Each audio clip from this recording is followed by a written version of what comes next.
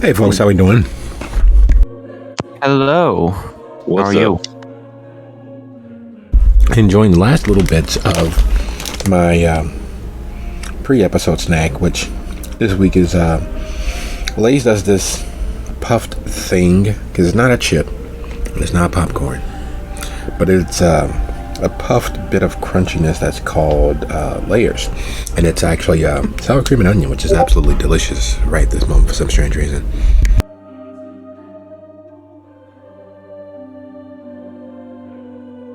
Are those the, like... Oh, I see what they are. Okay. I've never had those before. Absolutely delicious, just crunchy enough, just light enough. They're like if you took Funyuns and added other flavors to them besides just onion. It's delicious. I wholeheartedly endorse not doing exactly what I did. Like, you should not finish the whole bag off in 2 days, but it is absolutely delicious. You should try them. Wait, we shouldn't be doing that? Yeah, you shouldn't finish the whole bag off in 2 days, but it's good. I would forgive you if you did. Chips never last 2 days here.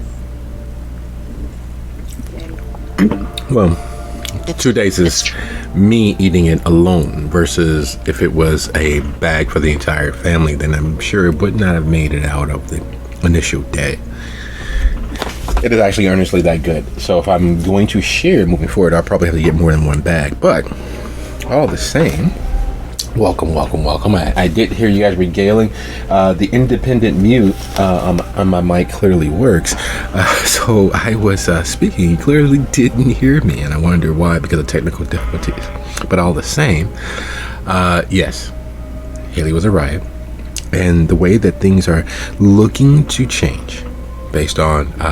well, for the other two chronicles, for the last 2 seasons, I've been utilizing a Google document to get an idea as to where, kind of a metric test to see where everyone is and where we'd like to aim towards to get ideas, some of the themes and some of the topics that we're going to work into the overarching story of the season.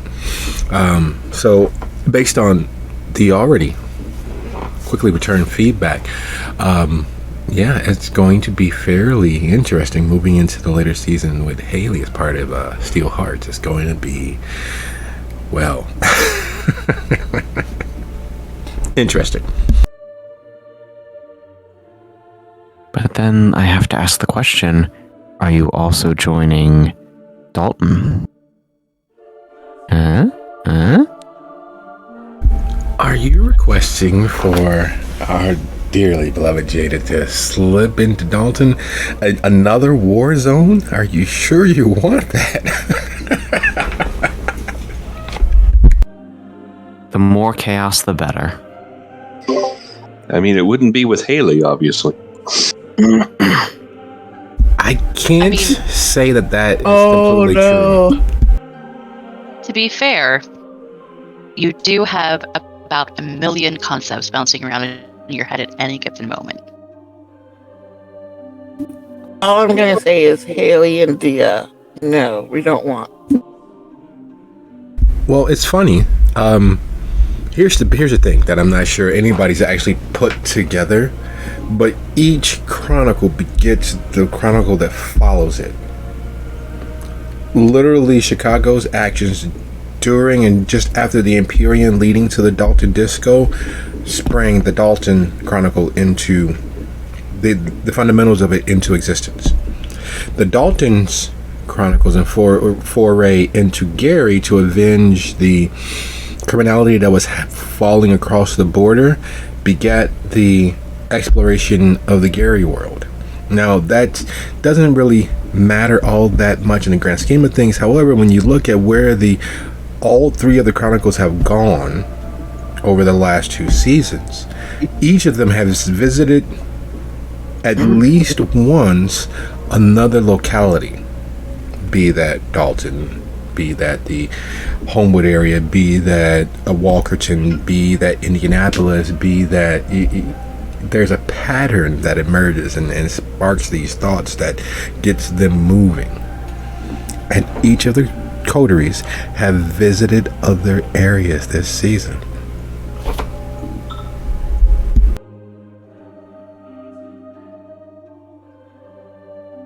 It's all very metropolitan.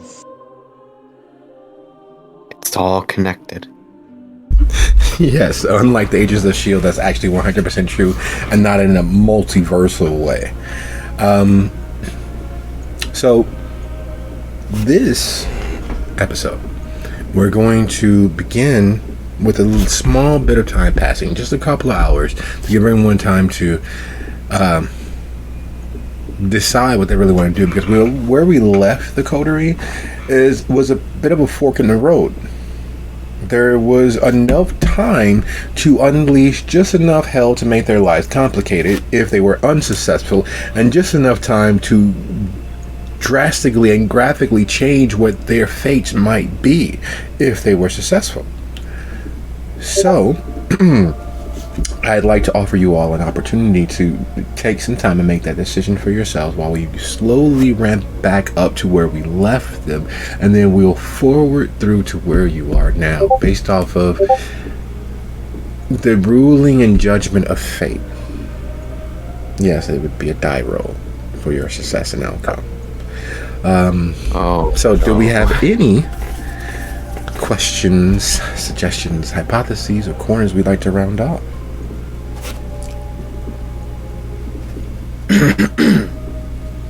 I know you said that Mama Cass / Hugo kind of felt what we were doing, that we were poking at them, so now they're aware, and then that's going to give us a choice whether we act on whatever now, or we like, nah, we'll wait and then see what happens tomorrow. Is that where we kind of left it? That is exactly where we left it. Sophia was 100% successful in determining where Mama Hugo, Daria, Mama Cass actually was located physically, where their soul actually was. What little bit is left of their soul, because that was the underlying overarching idea. You had a person who was so dedicated to their ideal of good, their idea of protecting their sister, their idea of having their vengeance, their ideas that proved wrong, and they were so dedicated to them. They were fanatically devoted to them, to the point where all that they initially thought was the landmarks of their ethical and moral stance faded away, until the monster that was left was in fact, well and truly, the Mama Cass that most people had only ever known.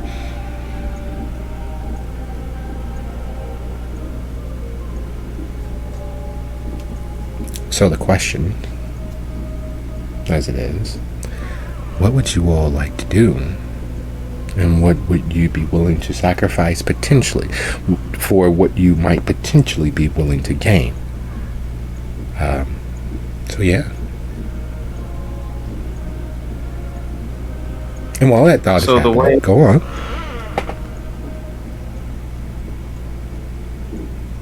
I was just gonna say, so the way I see it, we have basically two options. Number one, kill her now. Number two, we procrastinate another night. I don't see any possibility of us waiting this out working in our favor. So I vote, let's especially kill due the to the bitch fact now. that we go out in the daytime and we can't. Yeah, that's the other thing. She can go out in the daytime, so she has 24 or at least 12 extra hours to operate and cause mayhem while we do not. I say we act now. That is my vote. But I am open to alternative views and suggestions. Well, the whole thing is very time sensitive at this point anyway, even without me opening that doorway.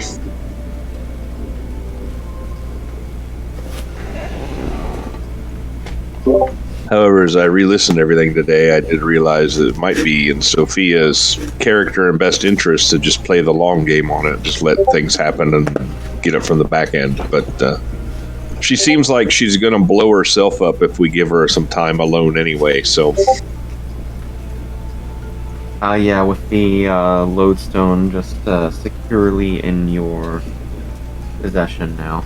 Well, no, I meant Mama Hugo's going to blow herself up. Sophia, well, yeah, that was a given. She was going to blow herself up, but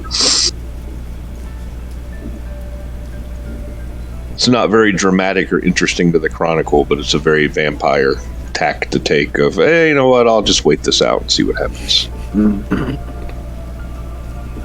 After all, you do live forever unless you get yourself killed.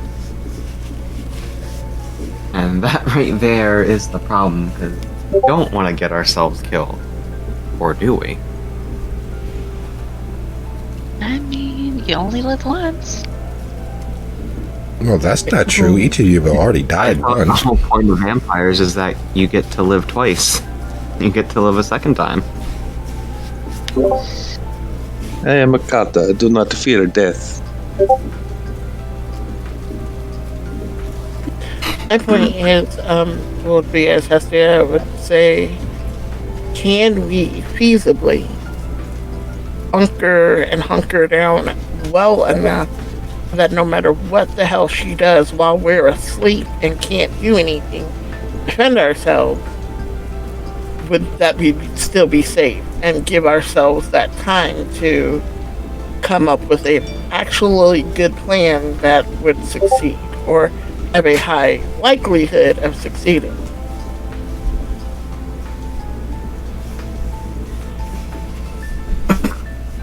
Short of finding like a hole in the ground that they'll never find, it's not a guarantee. Because literally the only person we have that would be awake during the day and be able to protect us is Sylvia.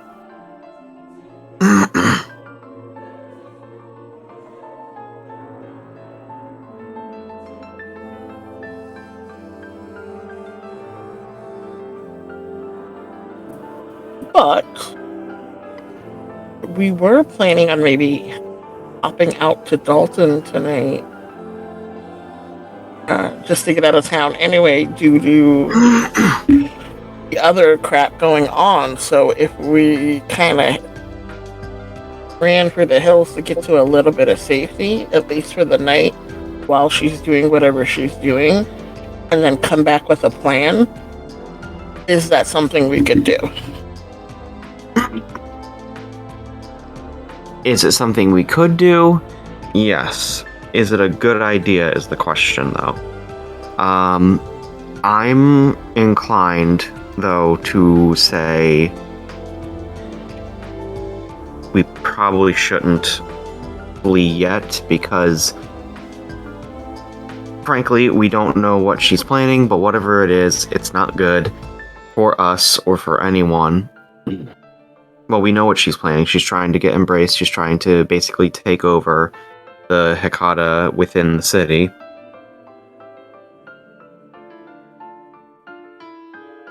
Us not responding is basically giving her all the free time in the world to set all that up.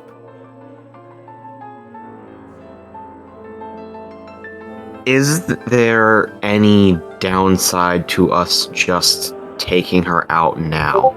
Like, is there actually any conceivable downside to that? Having to go up against whatever she has waiting and protecting her as a human. For Sophia, there could be, but if she doesn't take a direct hand in it.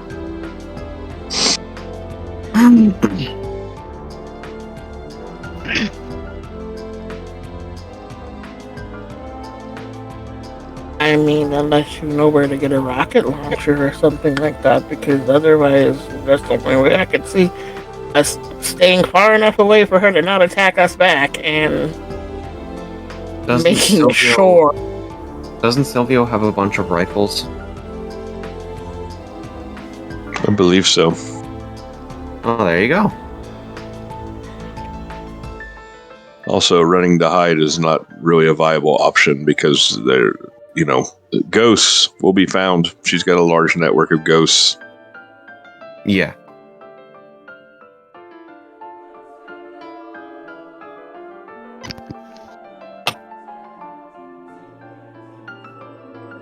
Mary?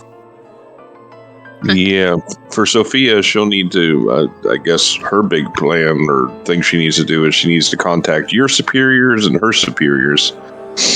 Your superiors to try to buy you some time, and her superiors to figure out what they want her to do exactly, because they may just say, let it play, so. It might be a good idea to contact them first before we start setting out, but I'm currently of the mind that we should strike now while she is at least somewhat vulnerable and close by.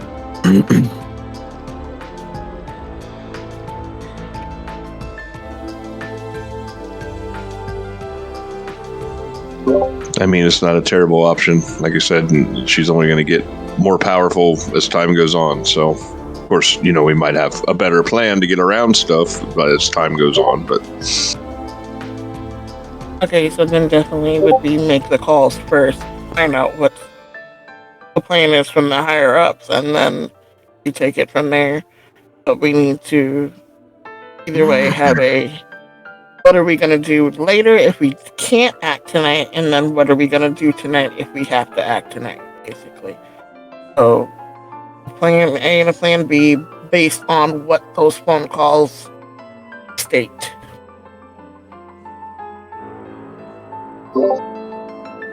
they shouldn't take terribly long.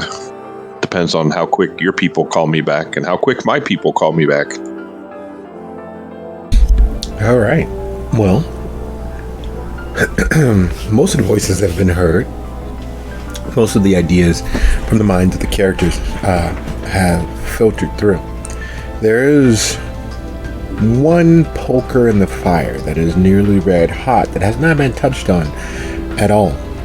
One potentially overwhelming poker that is literally an elephant in the room. Each of you are relatively loyal to your particular sex. Each of you has had operations and interactions with members of your sect, the Hakata Paters, the government of the city, those loyal to the court itself, long as they can be woo-woo. Save Miriam. Now, their loyalty to their sect is a little different because there's not a loyalty to a sect so much as loose association to several ideals, focusing in and around the idea of change, focusing in and around the idea of what it means to be a Samich, what it means to be a Bahari, and the freedoms that are embraced. And it's surprising on the surface that Samich themselves embrace the idea of freedom of choice. You have the opportunity to pull yourselves up by your bootstraps, provided you respect those who have come before and blaze your own path outside of their domain. Literally, here's your boots, here's your straps, do what you will with them, just don't bring shame to me or shame to your household, basically. Right. The reason why that is a poker in the fire and the elephant in the room is because in Sophia's safe room is a confiscated piece of a dragon's hoard. Not just any dragon, not just your run-of-the-mill street level, I own what's on my back, I have what's in my house dragon, but a affirmed and declared Vorfad, which is a lord of an area. It's akin to the Samich's idea of baron or prince. You could be Vorfad of the entire city of Chicago, and that would have nothing to do with being the prince normally. However, those who have attained and declared themselves Volvad claim ownership over an area, over those items, which elevates their status within their particular clan, as well as their interactions with members of various sects. You have a piece of confiscated weaponry from their arsenal. You all were aware, at least one of you was aware, that members of the Magisters had stolen, procured, or obtained a book belonging to the same Volvad. And while, everyone knows you don't poke a bear, not many people believe that it's impossible to steal from a dragon's hoard. I think that, The Lord of the Rings was more biographical than it needed to be. That the idea of making away with a small little bauble from a dragon's hoard is a very possible and probable thing. Miriam would know that that is not the case. She knows every person she has ever laid a hand on. She knows every piece of artwork she has created. She knows where each of those pieces of artwork reside, living, dead, and otherwise. There is not one scrape, scratch, dent, or ding that she would not be able to recall from memory and know exactly where it is. And you all have a defining element of spiritual, mystical technology that has an inestimable value in your possession. So while the alarms aren't sounding, while the klaxons aren't going off, there is no doubt in his mind that a dragon who calls himself Volvad and has been recognized as such by others would not have every resource available to them, scouring the city, the state, the country, and the world to find their missing, stolen items.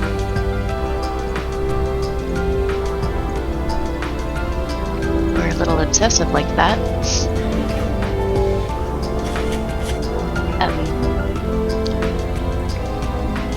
In the intervening couple of hours, the first thing that Miriam would do, though, is go out to the car and get the computer that has the files on it.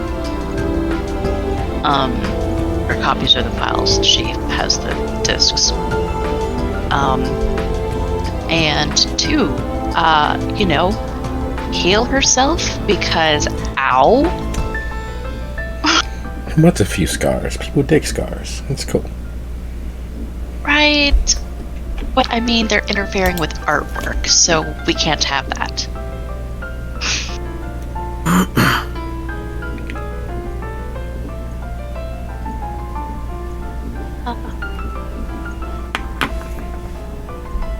Alright. Well, plans laid.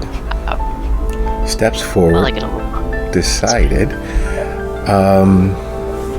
Without beating the horse further, without driving further into this very engaging plotting and planning, I'd like to say thank you all. It really does mean a lot. Play always means a lot to me, and Chicago, if you haven't realized, is a foundational aspect to most of the things that I involve myself with. The groundwork and expectations of the respectful play and how we move forward is key in my decisions in every other aspect of play. Thank you all for giving me the opportunity to enjoy these characters' lives, their experiences, and your company. And without further delay, without more planning, more consideration of what lay ahead for our characters, I'd like to officially say that this is Soup City Sids, Season 15, Episode 6, The Winning Labor of What Love Lost. And as we know where our heroes, our protagonists, the stars of our little dramatic cinema are. We will begin with Sophia. Would you be so kind as to go ahead and roll the average of your charisma and manipulation plus your persuasion, and if you have any specialties, disciplines that may help. And this roll will count for reaching out to both the patrons of the Hakata family as well as the inner council of the Chicago government. You're dealing with powers political on both extremes with varying degrees of how dastardly they might be. So how persuasive are you? We're screwed.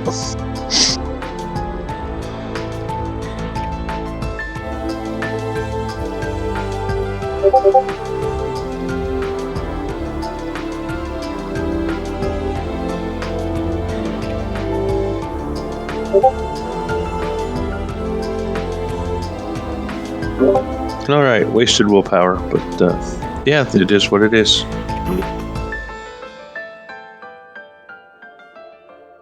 You know, you miss all the shots that you don't take, and you miss all the willpower rolls you don't decide to apply. In this particular case, 2 successes is phenomenal, because here's the reason.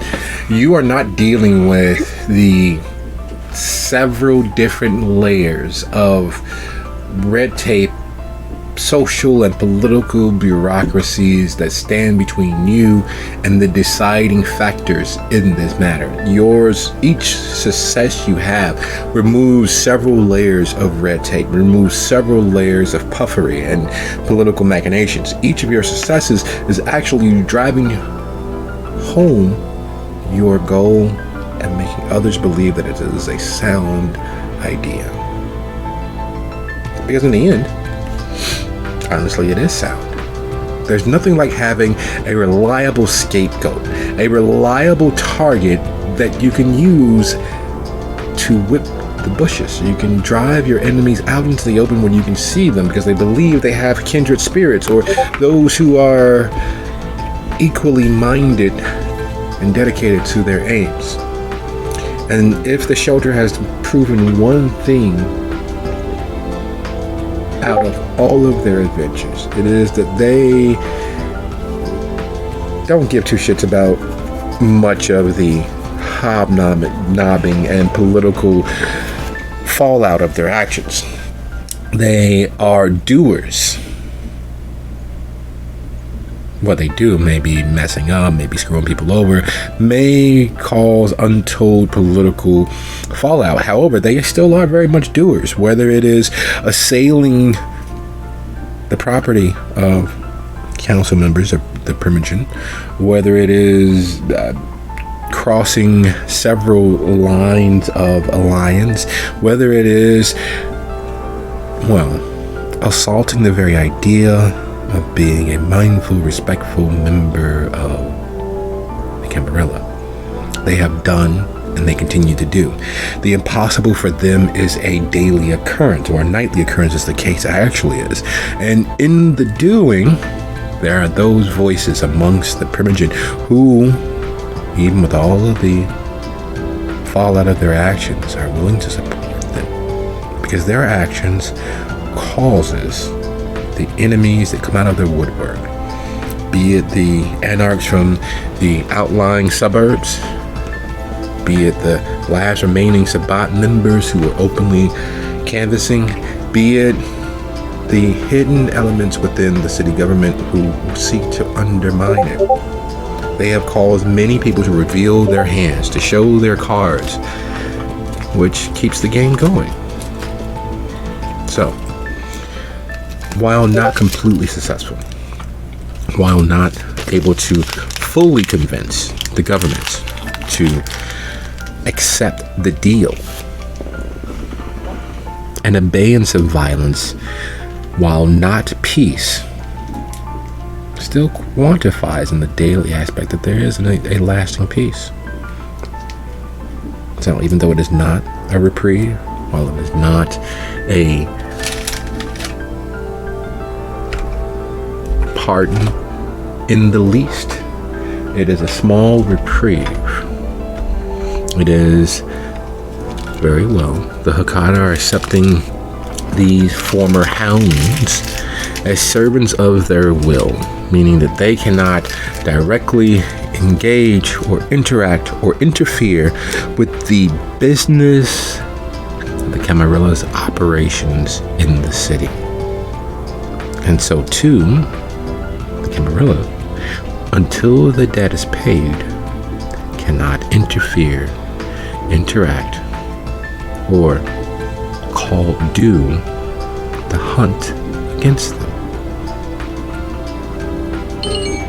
It's a simple thing with far-reaching consequences, because as agents of the Hakata, the shelter must bend knee to the paiders.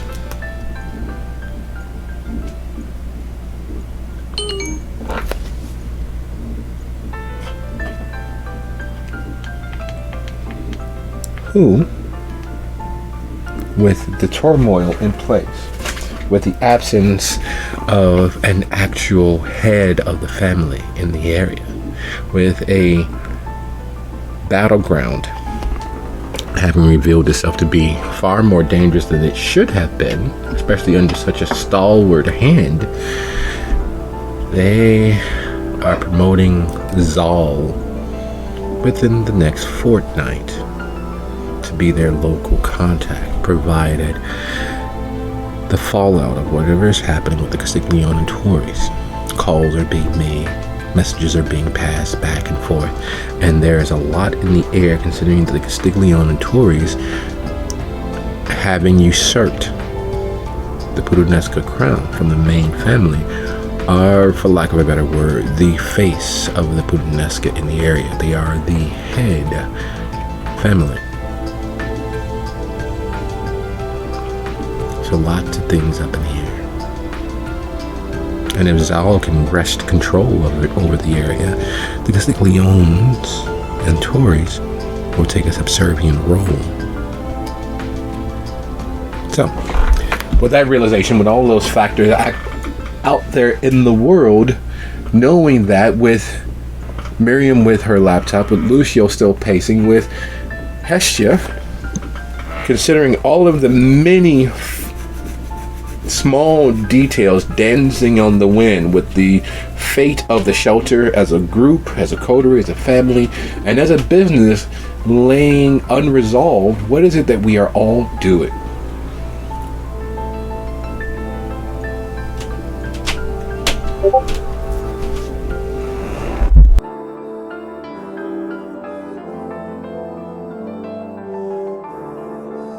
I think Hestia needs to find out once and for all what happened to her lawyer, because she hasn't heard from him.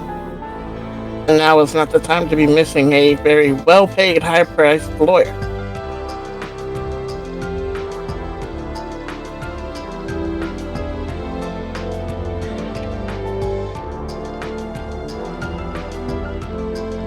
On Lucio's part, he's kind of at a loss as to anything specific that he can do, since he knows his goal right now, but he can't quite do anything to achieve it until we get word from Sophia. So he's mainly just mentally preparing himself, just going over everything in his head, seeing if he's missed any details, as he usually does. And maybe just making sure all his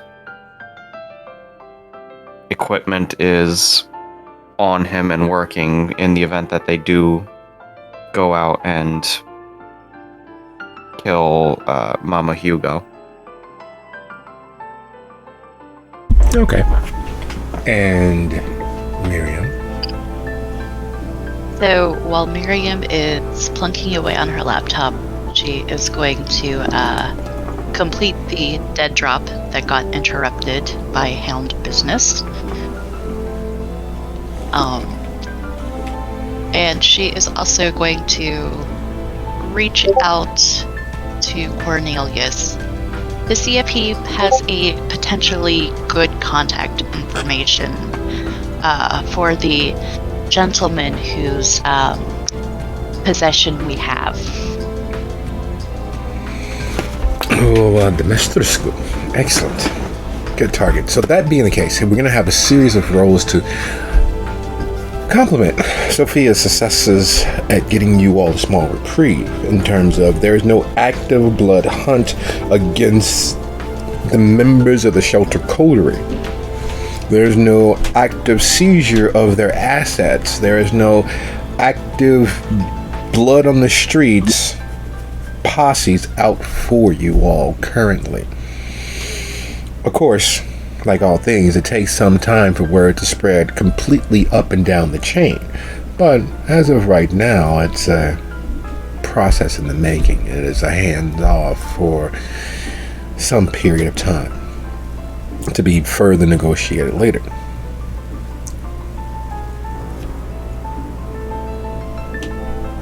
Hestia, would you be so kind as to go ahead and roll your composure and either academics or investigation. And while that roll is happening for Hestia, putting 1 and 1 together to come to 11 has been the process of being a detective for Lucio for the bulk of his existence.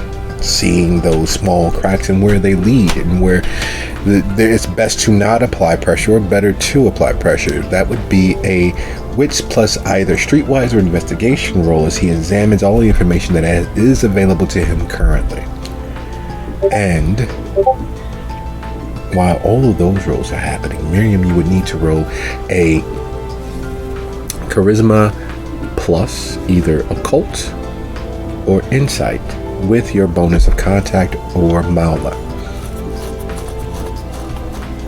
Did Lucio, or did we lower our hunger from the drinks provided last session? Yes. So, okay.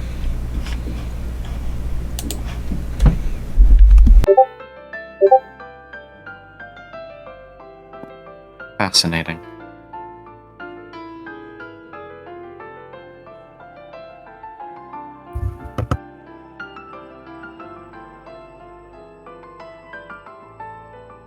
So, for contacts, I don't strictly have contacts, but I have access to the BDSM community through Painted Lady.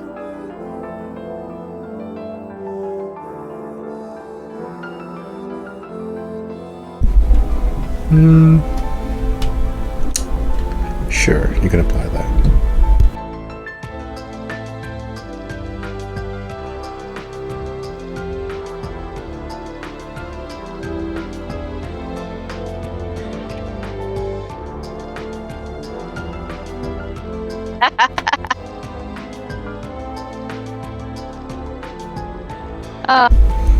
All right. So, being as we were working anti-alphabetical, starting with Sophia, there are several things that happen at the same time as those calls are being made.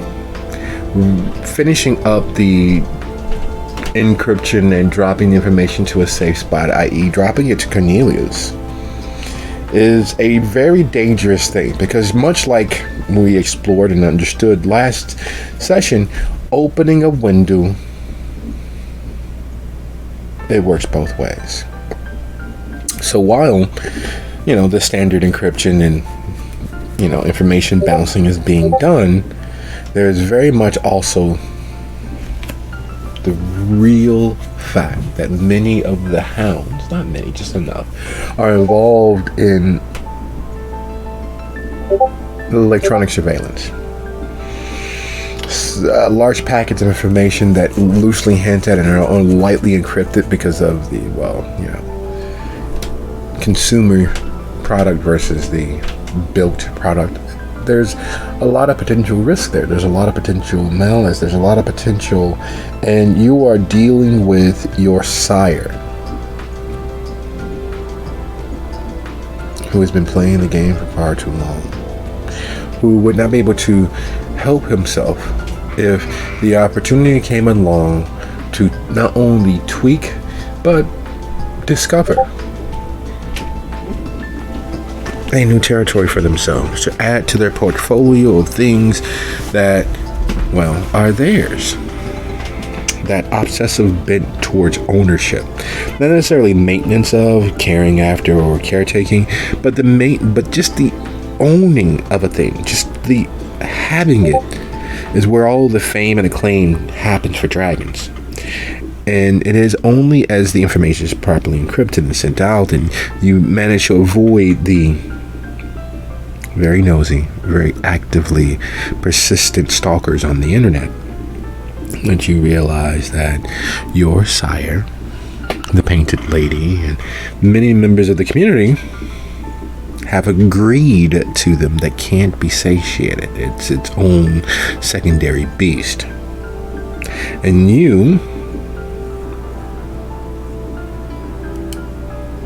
have just offered a fatted calf.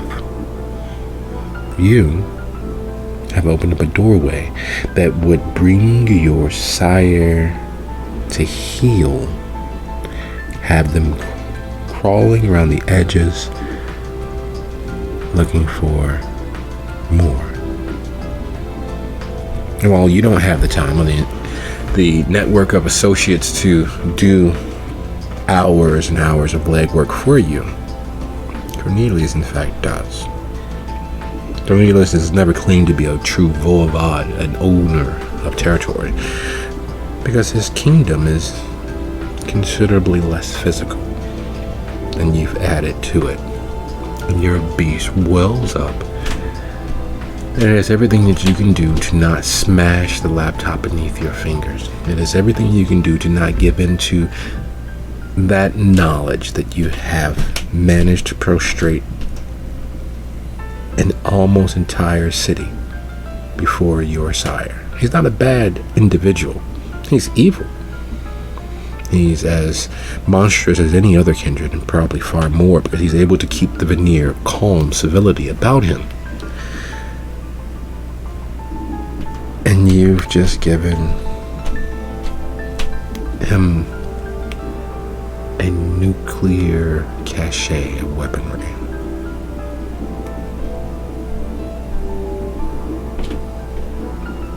So his yes, he will set up a meeting between you and the Voivode in the next few days, is in fact a bombshell. And while you deal with that, and while you figure out how to best accomplish a goal out of that,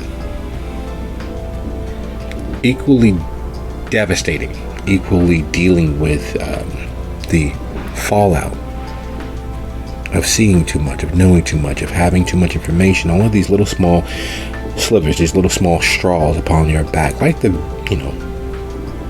metaphorical camel. It is never the sheer volume of them. It is that last straw that pushes you over the edge. And you looking at pacing, considering how best to overcome Mama Hugo, because that's a nickname that just will not go away. Especially being as Hugo was the reason why you were late to the Imperium party, which gave Newberry the opportunity to all but ravage you in the elevator on the way down. Mama Hugo fits. Mama Hugo suits them, because it is not a him or her at this point in your mind. It's Mama Cass Hugo. It's Mama Hugo. Along with all of the missing bodies, all of the missing persons, all of the pain and suffering that the Castiglione and Tories have caused along the way, and how that dovetails with all of the violence that has erupted because of their actions and your actions in trying to stop them. All of that time, all of that effort, and it still comes back to the missing persons. The blood trade is run by the Blood Czar, who, as best as possible, humanely traffics the very stuff of life that keeps the kindred community moving. Those that know utilize their efforts, and the Castiglione Tories have been trying to break into that business for years. They have been involved in human trafficking elsewhere. They have been involved in blood trafficking here, which caused the war between them and Blakeney to begin with. They were partners who had a falling out.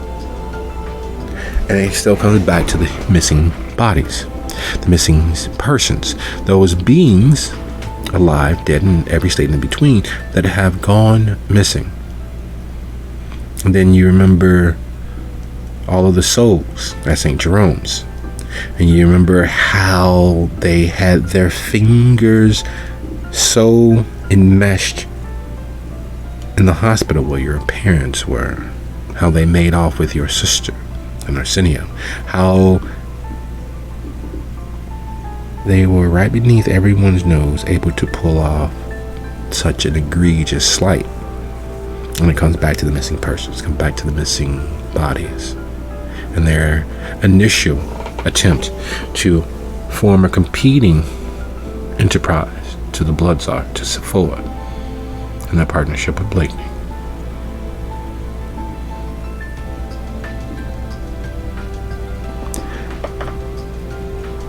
And you realize that that has been, while the Castiglione and the Tories have had their own agendas in regards to bettering themselves, that has always been the agenda of the Hecata in the city. Take the city by its walls, provide something that they cannot deny to put themselves in a better position as a whole, to keep them safe and secure, to ensure that the value of them would be something that would be a mutual benefit to the rest of the city.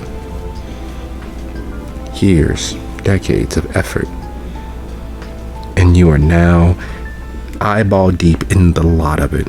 The very reason why you died, the very reason why you were taken off this earth as a living, breathing entity. And you think about the assassination attempt on Damien's staked corpse, how the souls were summoned up. And you know that there's a power of the Hecata close enough to have had view of it, to know what body was brought to them. 1 + 1 = 2, but 1 and 1 is 11, and that's the answer you have. Your beast isn't taking kindly to that. And speaking of not taking kindly to that, while your beast does not well up and rear its sharp fangs, the connection to your lawyer comes at a very costly bit of understanding, Hestia. Lawyers keep daytime hours. They are at your beck and disposal, and you have to go through intermediaries to reach them almost any other point. However, their recent disappearance, their lack of activity, shows that, well, there are other hands at work. And while the firm is still there and they still count you as a client, your specific attorney has been relocated to their New York office. Your specific attorney and their files are now in the care of one of the partners of the firm. And your specific attorney is no longer in the picture. However, the firm is at your beck and disposal. In fact, they willingly, lovingly set an appointment for you for the following evening. An in-person visit, a billable several hours at your beck and disposal. The question is whether you accept or not, Hestia.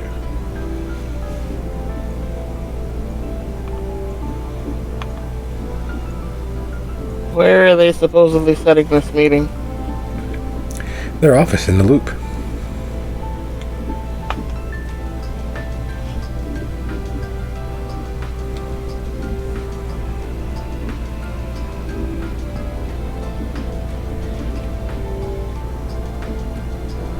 She looks at the others, biting her lip for a minute.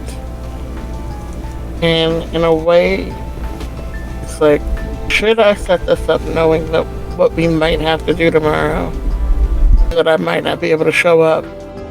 Or should I chance not taking this and then not being able to fix whatever the fuck is going on?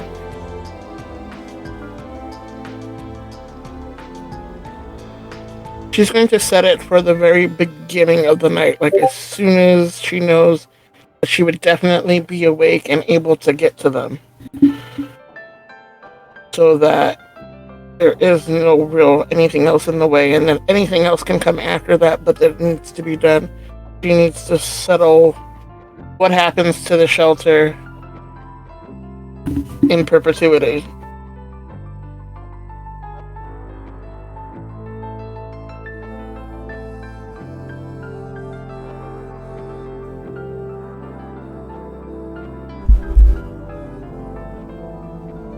What does she do?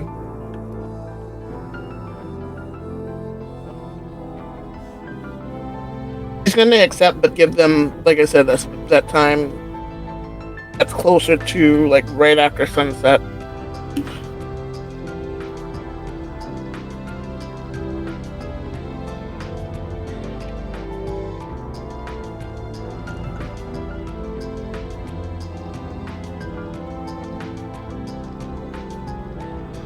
Lucio, Miriam, is your information sitting there in front of you? What are you guys doing? What do you do?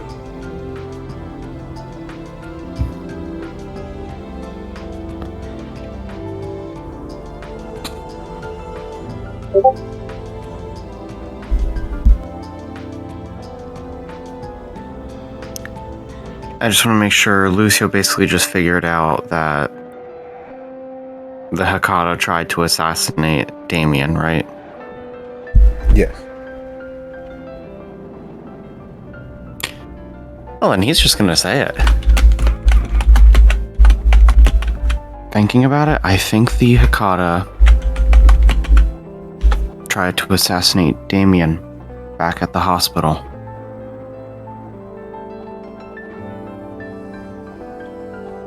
Can't believe I didn't realize it until now.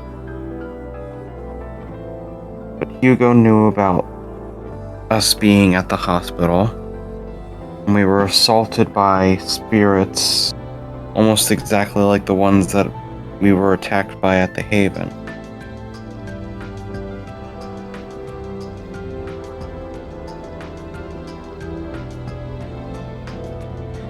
So you're thinking that you guys were attacked by these spirits at Hugo's behest, trying to slow you down to keep you from saving Damien.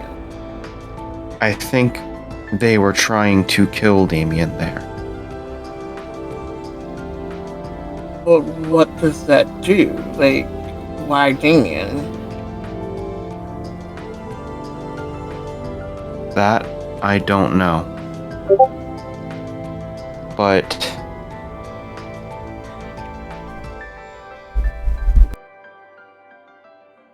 if we could find proof that they tried to do this,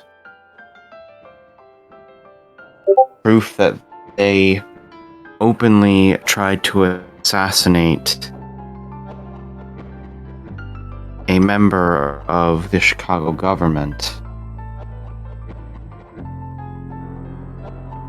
well, I don't know exactly what will happen, but it can't be good for the Hakata at all if that information gets out. The point I want to point out to you with this whole situation is you might have to work with the Hakata and be underneath the Hakata, so pointing a gun at the Hakata, putting it in the hands of our government, might not be the best time for that. Might want to wait until we are not lumped in with that whole target.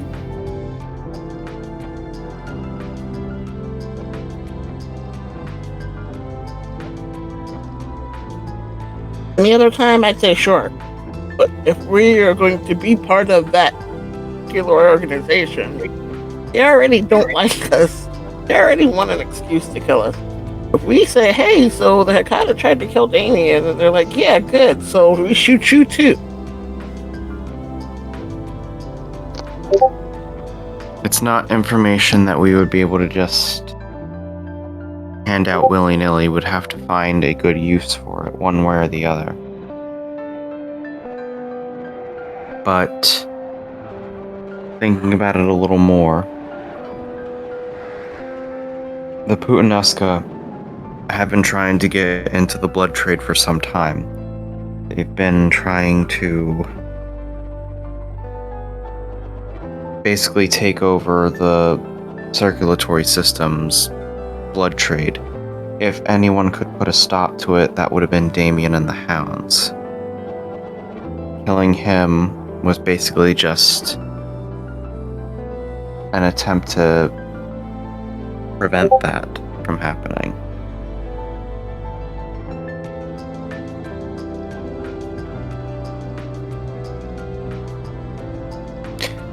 If we were to come across proof of this, I can see us using it in one of two ways. We could either use it to blackmail the Hekata and basically have them let us off scot-free, or we can use it to bring before the city government and say that our actions against the Dawn were justified because they broke the treaty first.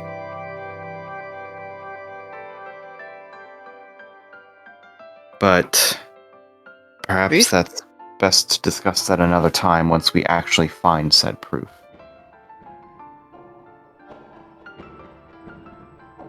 Because right now we have connections, but we don't have solid evidence. And that is what we would need for any of this to work.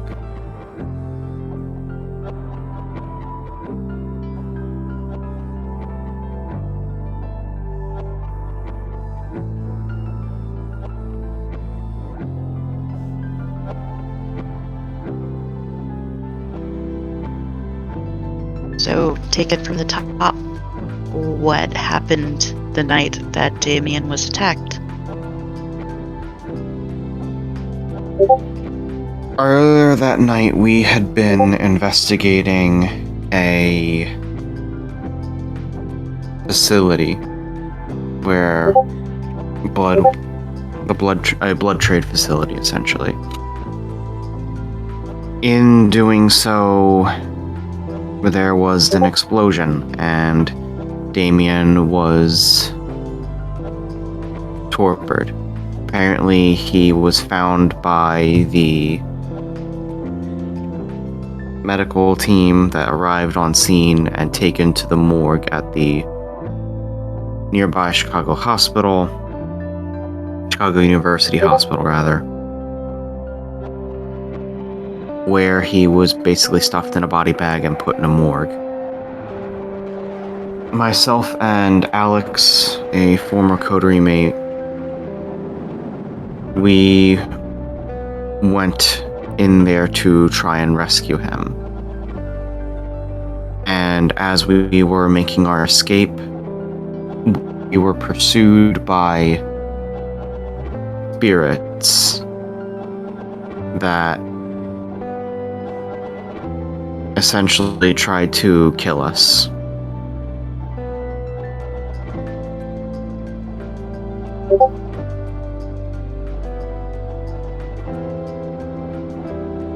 There was also a little bit of an incident with Damien frenzying and nearly devouring Alex, but that's neither here nor there. Wasn't that the night you got blue? Yes, it was. Who? The pimp spirit. Oh.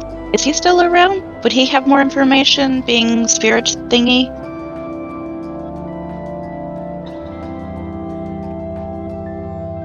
At the time, he seemed to understand that those things were bad news.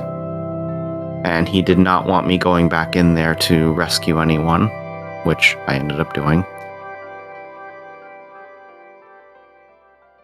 I'm sure he would know more if he were actually willing to cooperate, but I doubt he would at this point. Miriam will just shift her eyes over to Sophia. If he's a spirit, couldn't she make him cooperate? Funny thing about that, the moment that you look towards Sophia, she is finally ending her last call with the Midwest Council of the Paters. Now, normally, while you guys aren't around, it is a very spiritual thing. It is a very much using mirrors, water even, and various other non-technological means. However, the fact that they called back using the actual phone states how serious this is. How serious whatever they were discussing is. Because they actually used the phone. They actually had a conversation. A recordable, traceable conversation. And even though it was lots of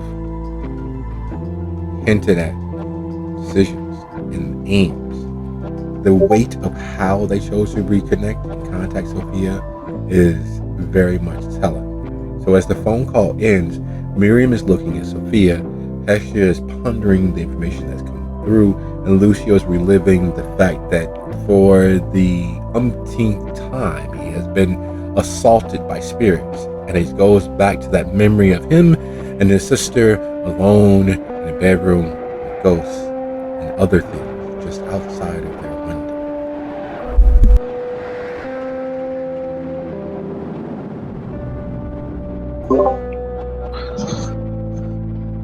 So the good news is that you are now wards of the Hakata until your debt is discharged. It makes you safe in the city. At least from the Camarilla. For now. What's the bad Fun. news?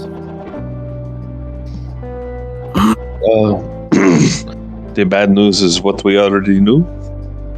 The bad news is also that the trouble you are in is merely delayed. It is not going to go away.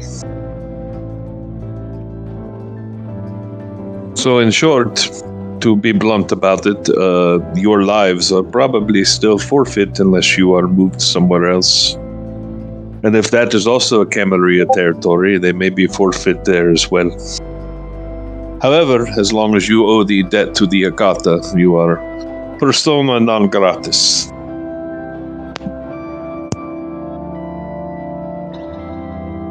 So basically, we have to abide by the same rules that you do.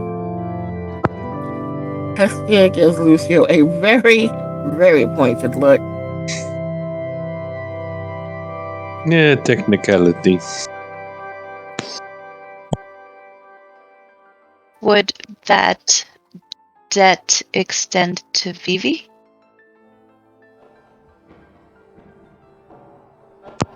I don't believe it did, because part of the condition of solving that matter was to destroy her.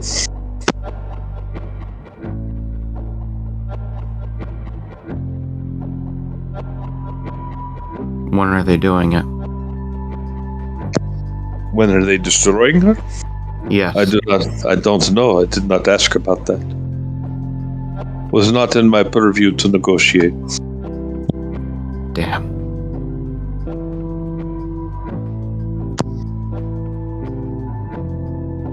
The inner circle of the Akata has chosen a successor if they are strong enough to take it, and it is not Mama Hugo.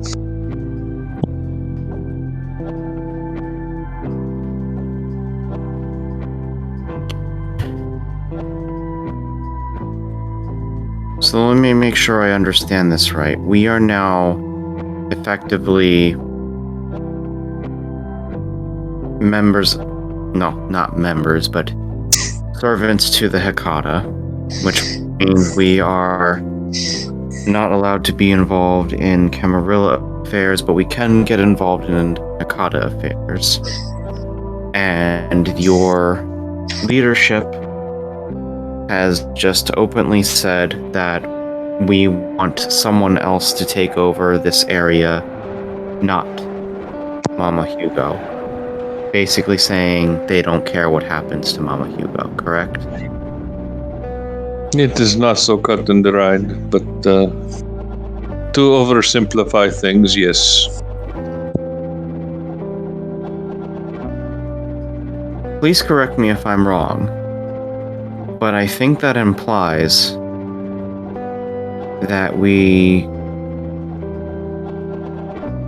can basically do as we need against her, correct? It was always that way.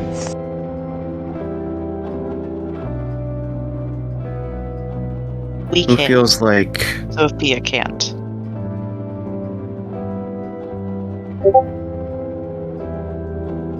Who feels like going after her right now? We don't have much time in the evening, and I think that makes it a good time to act.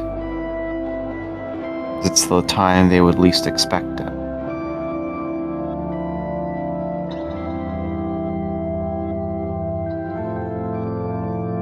While we're speaking of things that are least expected, did you, I heard you mention Blue, your pimp friend? Friend is a strong word. You know he was planted to keep you tabs on you, correct? Yes. Yes, I realize. He came to the church to distract me. Did he? He did. And what were you doing at the church? Did we Working ever- against Wosik's interests.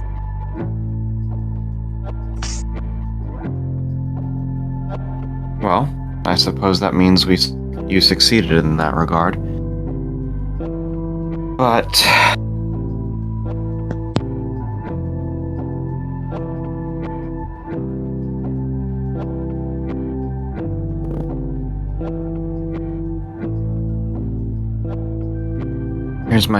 here's my thought.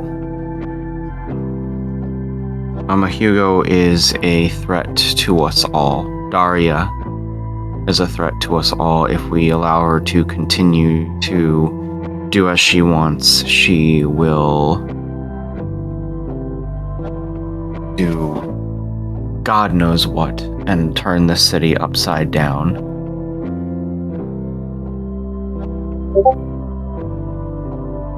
I think we need to take her out tonight. Who's with me? It runs deeper than you think. She does not having the backing of the Paters, and she wants control. It will drive my clan into another war in the city.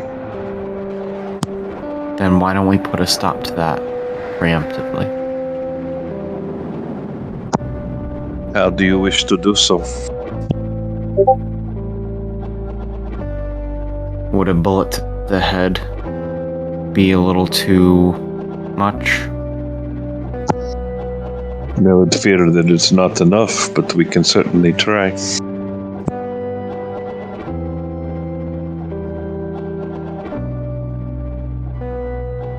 Well, I'm willing to try. Tess, Miriam, what about you two? I'm not much of a shot, but I think we may also have a bargaining chip that could be explored. Go on. Oh, you know how I like to have my art with me? Like so that's sort of a, I guess you'd call it obsession. It's a thing that you'll find pretty common amongst my kind.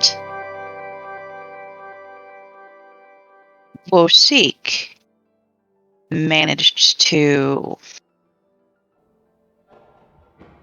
steal from the horde, so to speak.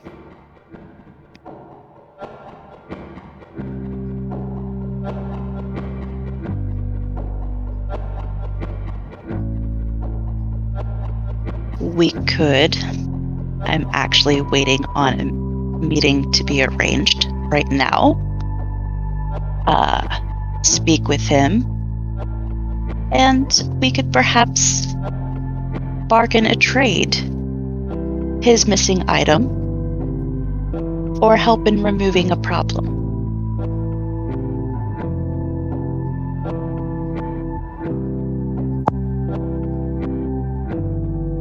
I do not know that we will have time for that. How long will it take to contact? How long will it take to negotiate? How long will it take for them to move? Our kind moves rather slowly.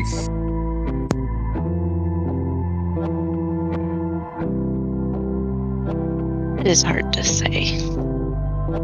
But what I can guarantee is he wants his property back.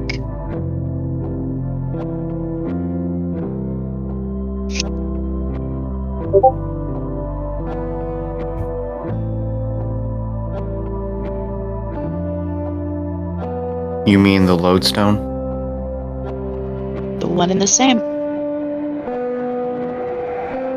Wait, who says it's his? We found it first. It was stolen first. That's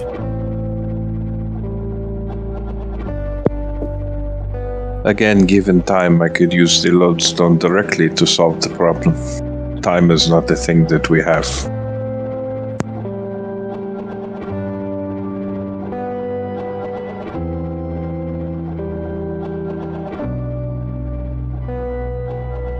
I feel like trying to contact this voivod to deal with the issue tonight would only get in the way of trying to bring down Hugo. Or Daria, rather. Perhaps we can discuss with them with a negotiation at some other point, maybe have them provide us sanctuary, but I think we need to act now, bring down Daria. out of curiosity, Miriam. Does this Boulevard guy have a same sort of like weird army setup as the other Boulevard guy that we went to visit? You know, like all the people with the brown suits and the guns, and they made me give up my weapons. Each is individual. We all have our own collections.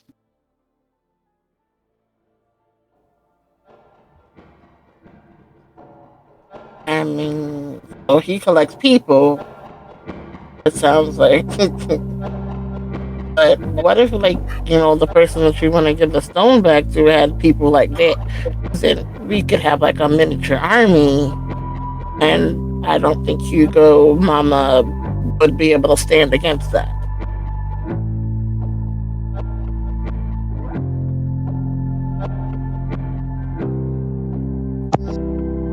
That was the main thing she had on her side when she came here. Was she was surrounded by a small army of bodyguards. And that's what exactly I don't want to have to go up against. If we do this tonight. That was my point. How do we get around the bodyguards?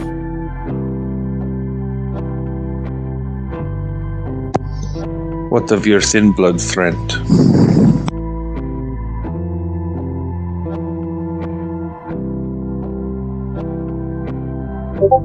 I don't have any thin blood friends. They were there at the church. Oh. Actually, they don't like us very much because we killed the rest of them. They're cold. And Sylvia, like, a couple times. So, they're not typically friends, but, I mean, maybe if we had something they want. The Neverborn. What's his name? He is their leader now, yes.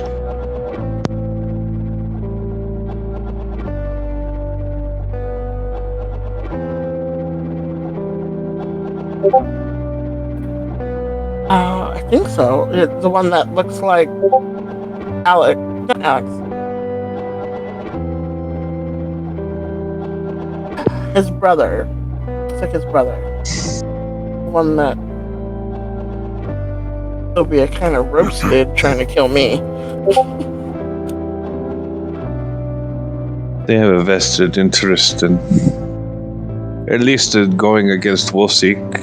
Don't imagine that they have changed interest now that someone who is worse for them is trying to play into the seat. You know what? That's a good point.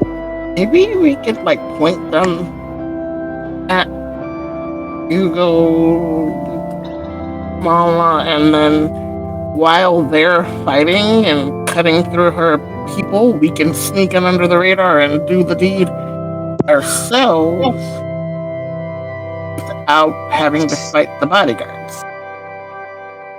This was my thought. If she has they, whatever the pronoun is now, if they have Their strength is in their servants, as far as going and taking them out directly. Then certainly the Thin Bloods will fare better against the mortals with guns than other mortals with guns.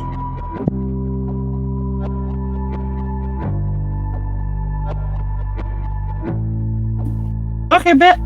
You might want to make that phone call though, because he don't like me. He doesn't like any of us, but also, me making a phone call is also a bad idea considering, my clan. Well, I can make the call, but you talk to him. Again, he doesn't like me. You're never born like no one on this side. Don't take it personal.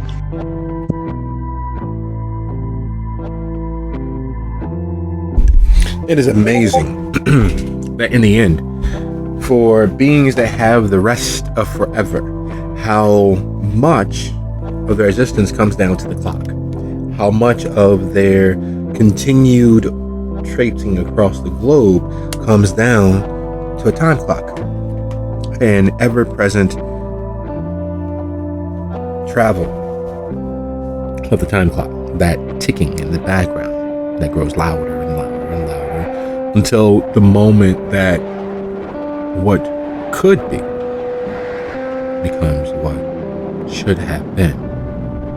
Where all the planning in the world, where all of the forethought in the world, trying to account for every viable possibility, leaves little to no time for anything else. And you all realize that time in its never-ending march forward has elapsed. And only because Sylvia begins shuttering the windows. His large bulk, surprisingly quiet, surprisingly invisibly present. Not that he can turn invisible, not that he was able to mask himself from you, but because of years of service has granted him the ability to be socially invisible when needed. And right now, it is clear that he believed that is what was needed. Everyone inside this space is relatively safe, or as relatively safe as you can be in the presence of monsters that would drink down the entirety of the world. And as the shutters mechanically close, just that last whirring click into place, you realize that feeling of doom and impending dread was the sun. As the world turns slowly towards it where you all are here in Chicago. And like the whimper that will be the last gasp of this planet, your night ends.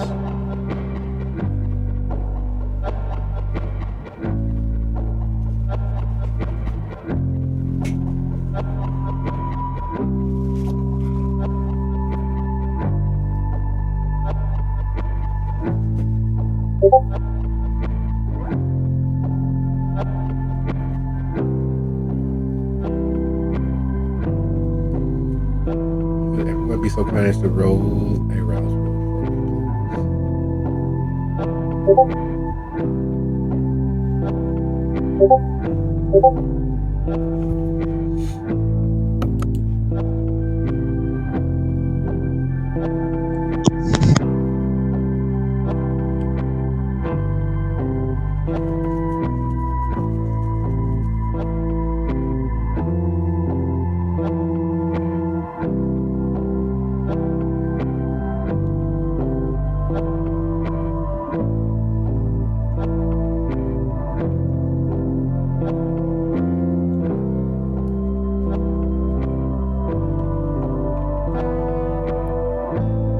A switch is thrown, and time leaps forward. The day gone, no longer a matter one way or the other. You all were mid-conversation, mid-planning, and it was time to prepare as best as you can for the passing time that you would not be aware of. Now, the weird thing that many people discount, many kindred discount, is that the rituals that they take, the ablations that they take to prepare for the rising of the sun and to prepare for the beginning of their evening is only there to ease the psychological pain of realizing that you are in fact quite 100% deceased. Your lives are over. Your existence still remains, even though the life of it is no longer in existence. One of the many philosophical dissonances of the kindred. That hole at the center of them. That undeniable truth that they realize that while they exist forever, there is a void in them because they shall never again feel the caress of the sun. They will never again have that opportunity. And when they do have that opportunity, that is the last thing that they will ever view. For those not aligned with the Hakata philosophy of death being only another portion of life, for them it is the antithesis. For the average person, it is the end of all living things instead of just a continuation of that line and that segment. And so, being as we know that Sophia is a great host and there's space enough for nearly everyone, how do you all begin your night knowing that the day passed, time elapsed, and you all have a war in the offing?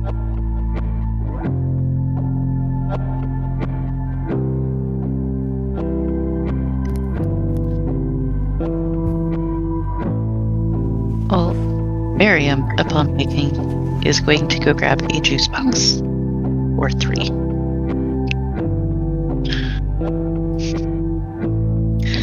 Assuming there's any left from the delivery.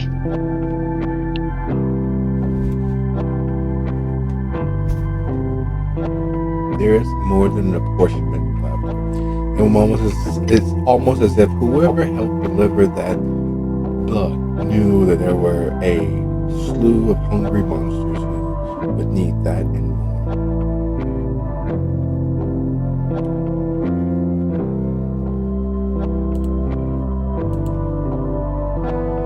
Fabulous.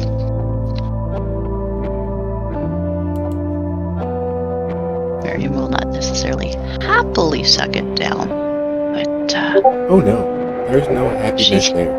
That is literally you dumpster diving and finding a soft, moist piece of pizza crust that lies at the bottom of the bin. It is your hunger and need to feed, overcoming all of the mental quandaries you have with doing so, crawling into that dumpster, finding that last soggy, clearly maligned and misused piece of pizza crust, and barely being fast enough to get that piece of pizza crust from the rat who sits there hungrily eyeing you, deciding on whether you are worth the risk to take home for that soggy, moist piece of mostly chewed pizza crust.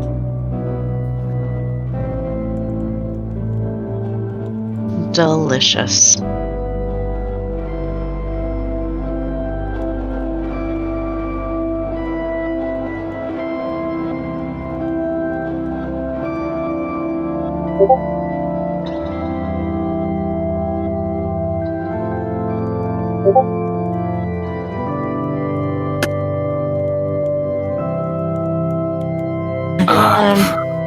Go ahead.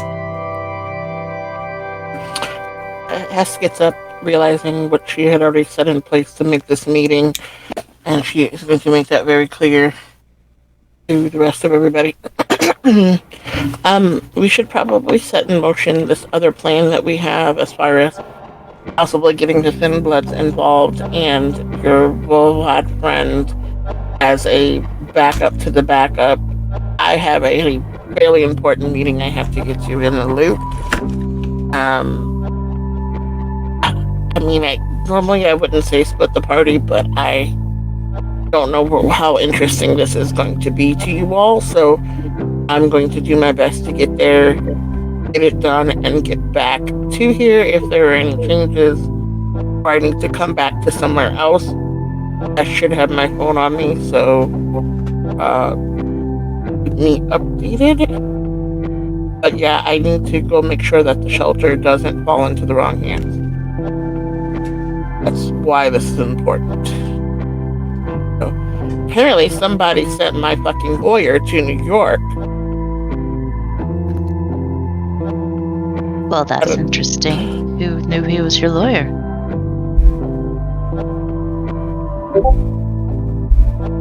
That we didn't think was still alive, but is. That could be anyone. Oh. That makes sense. He's the one that gave me the shelter in the first place through a intermediary. So I have pretty good thoughts that he would be the one to fuck with my lawyer so that I couldn't make any changes to keep it out of his hands in the future. I assure you I had nothing to do with any of that. No, this one doesn't have you written on it, so I'm pretty sure it's fucking Capone. But anyway, yeah, I have to go handle that.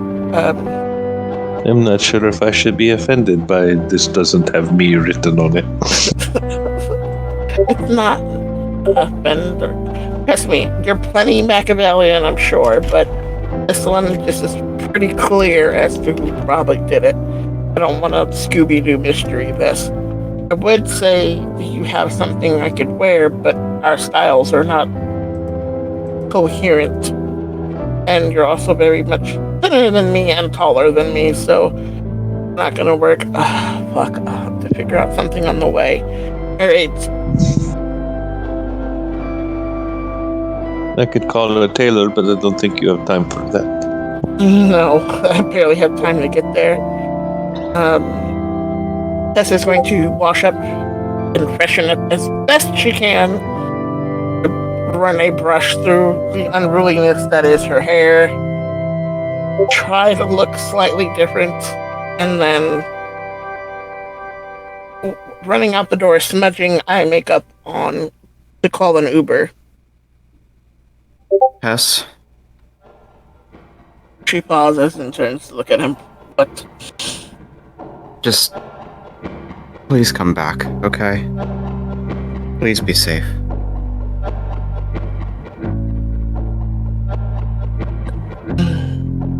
okay. I suppose. And then out the door.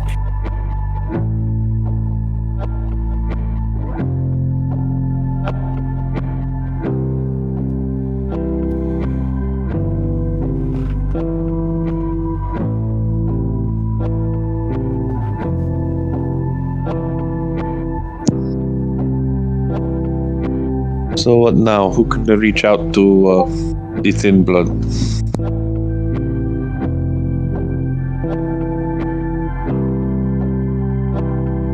Just to clarify, are we reaching out to Julian or are we reaching out to Forcipulus? Forcipulus.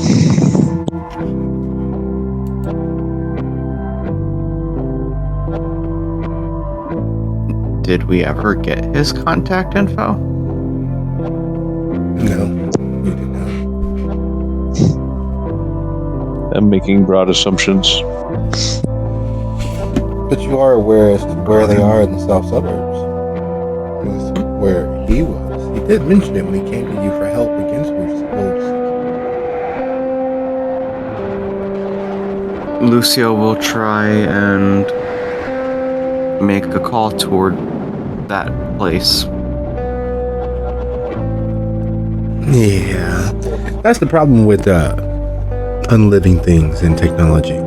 While we are fond of texting or chatting or IMing or DMing or all manner of electronic communication,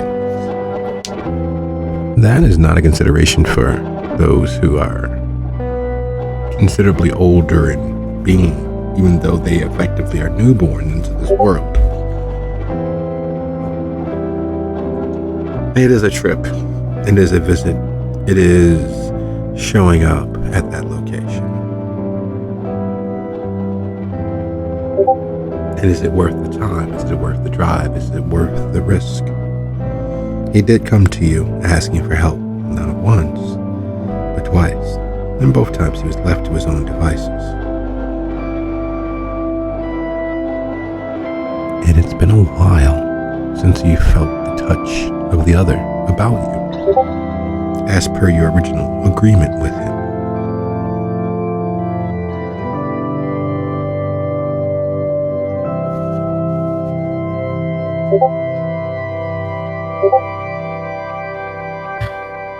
Well, considering it's a new night and now we don't have the dawn pressing on us,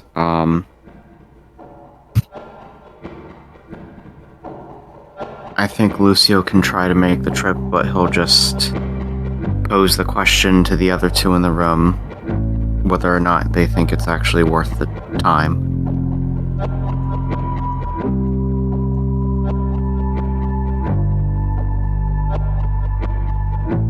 What else are we gonna do while we wait?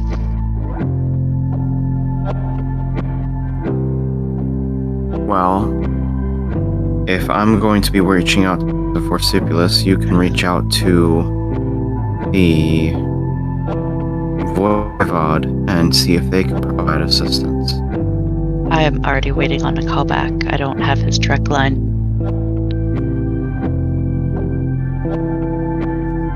And I guess that's what you'll be waiting for while I go meet him, if I do meet him.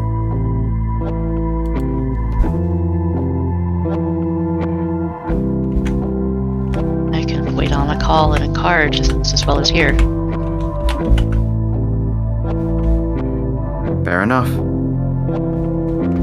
Sophia, will you be joining us? I may be able to draw another ally. Perhaps I will go somewhere else. Alright.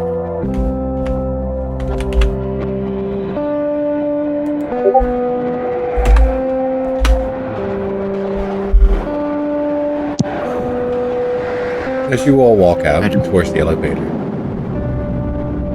Miriam's phone vibrates to life and does a quick little 3-note chime.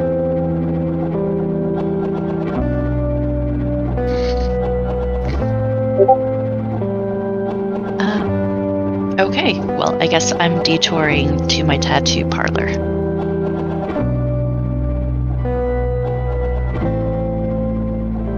I guess I can drop you off along the way. Fair enough. The Gold Coast best kept secret, a home of alternative thought, a temple to freedom through expression, a palace to the standard associated pain of transmogrifying the skin with artwork. The Mad Hatter is a hall, a temple. It is a bastion of what formerly had been only for those truly outside of society's grasp. For what had up until the mid to late 80s and early 90s was seen as the domain of the perverse. All sorts of ideas and connotations came with being tattooed, let alone pierced, or several combinations therein.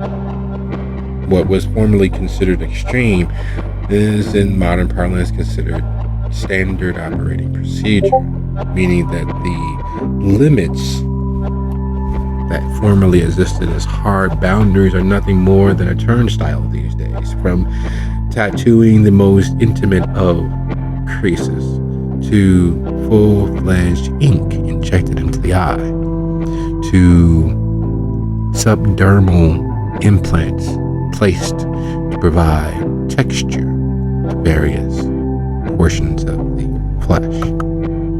It is all done at the Mad Hatter. There are those who have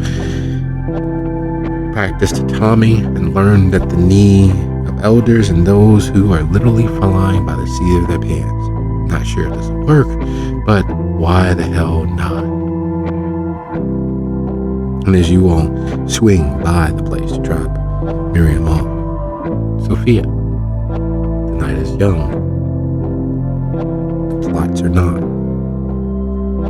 You received 2 competing offers, with the last and final coming from the Paters themselves. They would like to establish Zal as their local head, which is interesting considering that you've never actually met them, and which is interesting considering that Mama Hugo wanted you to take them out and play. So what is it that Sophia and Sylvia might actually get up to? Seems like it's a good time to meet Zal.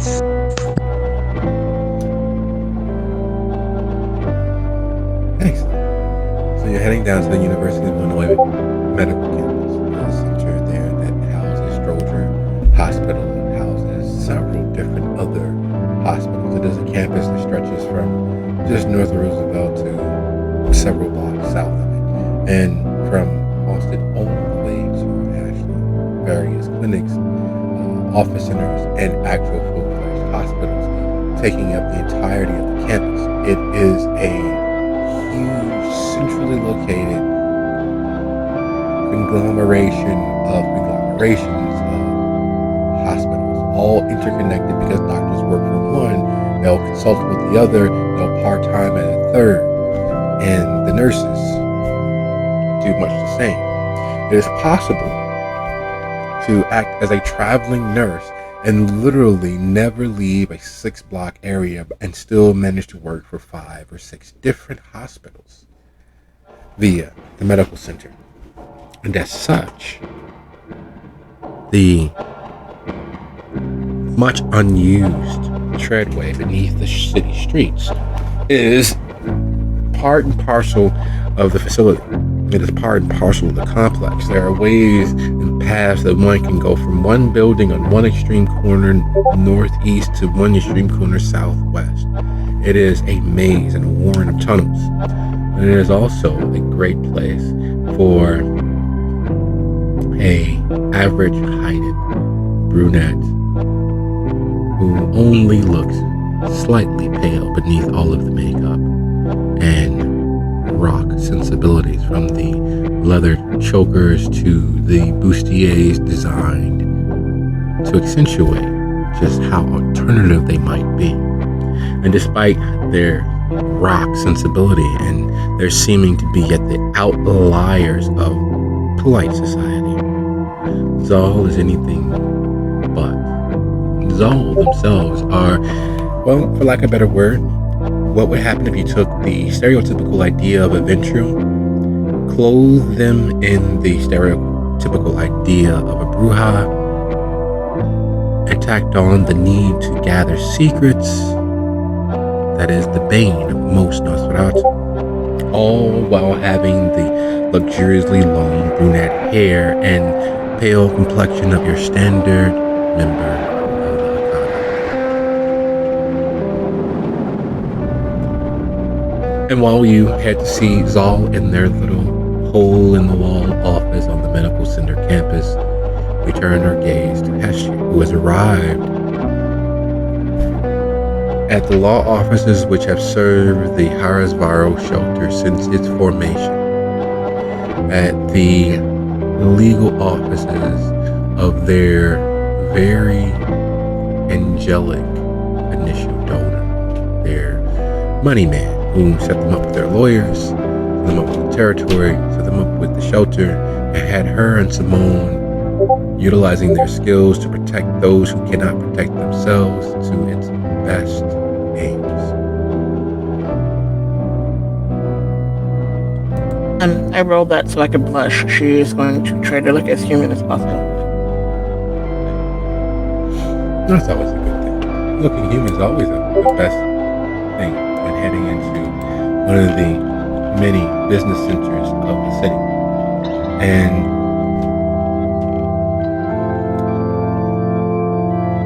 to properly personify what the loop actually is, the downtown area actually stretches from Harrison all the way north, down the Magnificent Mile, all the way to Superior. But the loop is the downtown of the downtown area. It is the place where the central business leaders live and breathe, because, time is money, money is time, work is all that there is, being the standard American ideal. No more is it better personified than with the loop. The loop is surrounded and bounded by the elevated platforms of nearly every train line that operates in the Chicagoland area. There's the Metro, there's the CTA. It, for years, was a maze of different competing public transport systems and services. Now it's been unified under the CTA, and it's the color-coded lines. Things are tourist-friendly. No longer would you have to go from an A to B or have a B or A stop. It is every stop based on which color line you are on. That makes it really simple, really easily accessible. But again, the loop is the loop. It is where all the money and power resides during daylight hours. And it is where, during night hours, the true power of the undead rains down like Thor's hammer. So heading into the loop is literally laying your head into the open lion's mouth and praying that they don't get an itch or have a toothache, or worse yet, have a taste specifically for you. Seeming more human to blend in with a flock of sheep is the best camouflage possible, because Hestia is, well, a very notable kindred. Her path, if witnessed, when witnessed, will definitely send up signal flares. So as she arrives at the lawyer's office and is escorted into a wide meeting room, the table as long as the full length of one of the cafeterias of the shelter. The room, strangely warm. Most people like it nice and comfortable, 70 to 72 degrees. Now this room is almost 80, maybe a little higher. The sort of place where kindred can feel comfort. The sort of place where those things long dead can pretend and feel the heat on their skin. They can feel a little less bombarded by the chill night air. Strangely enough, as she enters, the usual offers for coffee, tea, not being given. The usual airs that people take with their false hospitality not being given. "Oh, Miss Green, right this way," says the receptionist as they lead them in. And instead of the annoying hum and drone of the overhead neon lights, everything's lit by table lamps in various corners of the room, letting the dark sit comfortably present.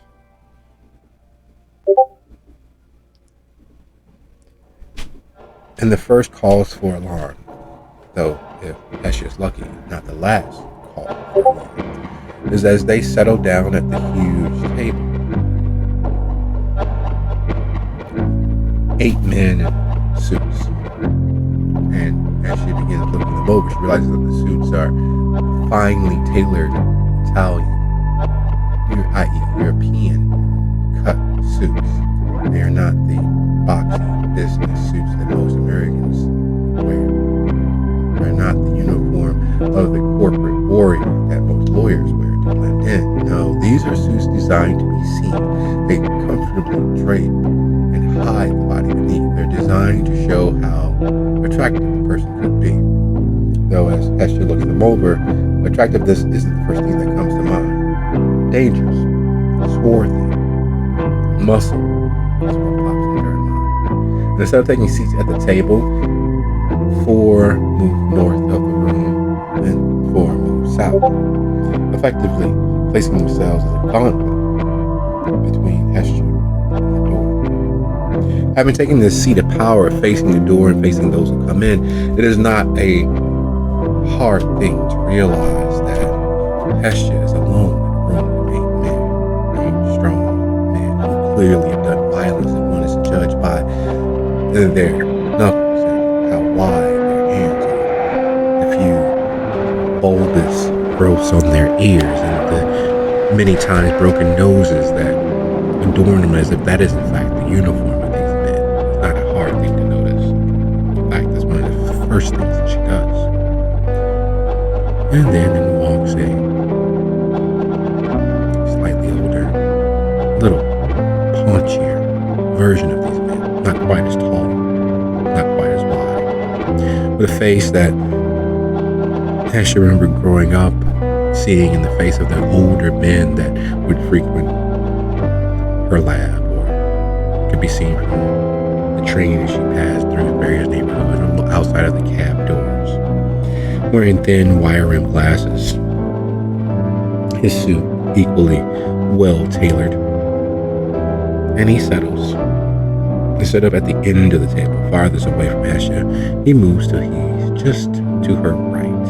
Nice conversational distance, and he settles, holding his hands into themselves. And he waits. He looks towards the door. He looks towards the men around both him and Hestia, then to Hestia. So, I suppose we need to talk, huh?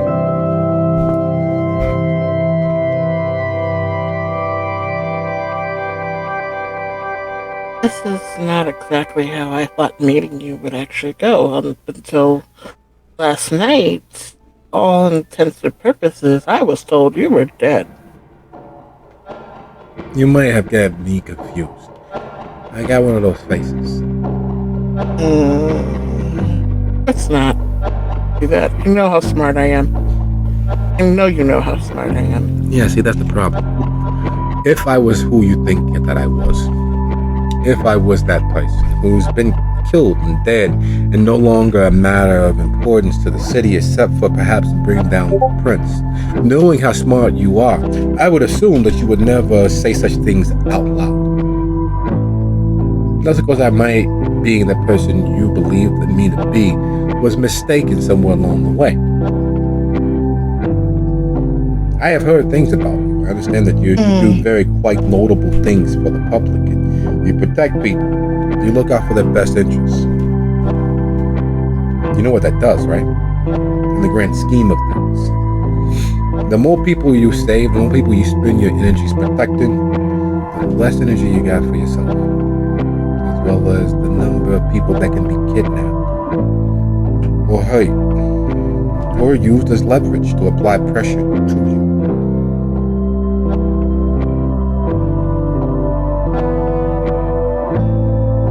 You know, a funny story I heard.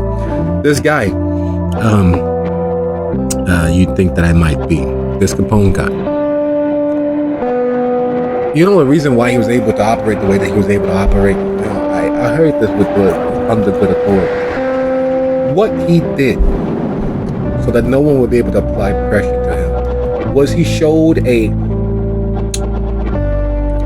Robin Hood-esque face to everybody. He opened up several hundred soup kitchens to feed the poor and the needy. He made sure that if there was a crime, it targeted big business, the banks, the other criminals. And he kept the average person as safe as he could be. And then people began to expect that. People began to take pride that even though he was a bad guy and did horrendous things to people, he was their bad guy. He was the person looking out for them. So out of personal sense of survival, they began looking out for him.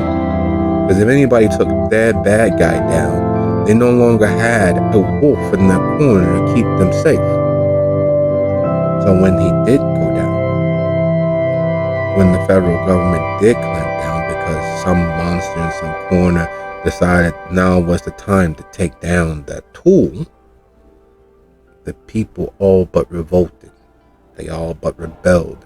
The cops, the federal agents were the bad guys. Not the same monster that had been protected in all those years. That's what I heard.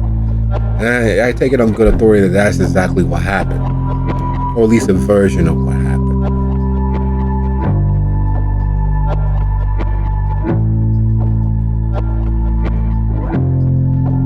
He gives him a half smirk, like, you really believe your own hype, huh? Like, that's the look she's giving him. She just smiles and shakes her head. You know what? I think you're right. I think I had you entirely mistaken for the wrong person. Yeah, it's fine. It's nice to meet whoever you are. My friends call me out.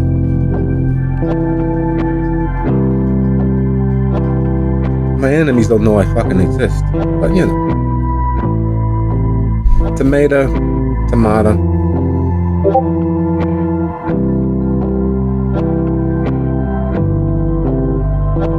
So I take it you or somebody else in this room is the lawyer I actually liked in New York.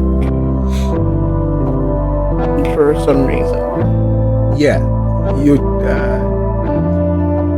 We're gonna bypass the whole name things. You can call me out, I can call you Hess, we'll do that. But as your friend, from a distance, why are you trying to get somebody killed? I was not. Yo, you were. You send the bloodhounds chasing in the dark after the merest scent of blood, not knowing what's out there in the dark. What's gonna happen to that dog?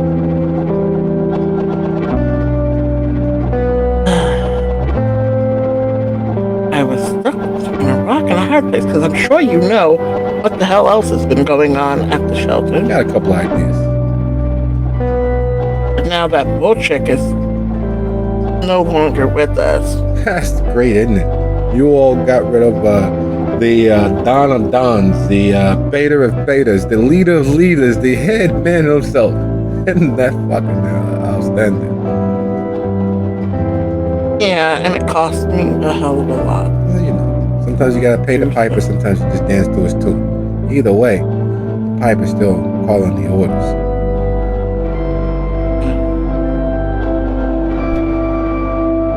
In the midst of all that, an attempt to keep him from getting his hands on it Too late. accidentally. Too late. You all but give it to him. And that's fine. You just gotta make sure that you don't die, or your corporation doesn't die. That's what I was attempting to do with the lawyer. No, what you were attempting to do is to undo all of the carefully written layers of protection you had. How was I to know you had weird things looped into? I'm a scientist. Mm-hmm. You poke at puzzles. Mm-hmm. It's only natural for me to want to pull at strings. I can't help that. You ain't supposed to help that, but some things you should know not to speak of. Some things you should know not to fucking touch. Like those, it's beautiful, it's perfect. And let me just pull this one little thing right here, and the whole thing falls apart. If you don't know how it works, leave it alone. Don't test it to destruction. I know you scientific method. You test it till it breaks and figure out why it broke, and will it break again under different? No. That's how kids get poked in the eye. That's how kids learn the stove is hot. But in this case, when you find out the stove is hot, instead of you just having a burn, you don't got no hand left. Your family don't exist anymore. Their spouses don't exist anymore. Their dogs, the cats, the pets, they don't fucking exist anymore. Do you know the other thing I heard about this guy you thought that I might be? The reason why he ended up being the way that he ended up being is because he was born into that family. The blood of them peoples is in his vein. Now, while that should have ended when he died, that ain't what happened. You dig?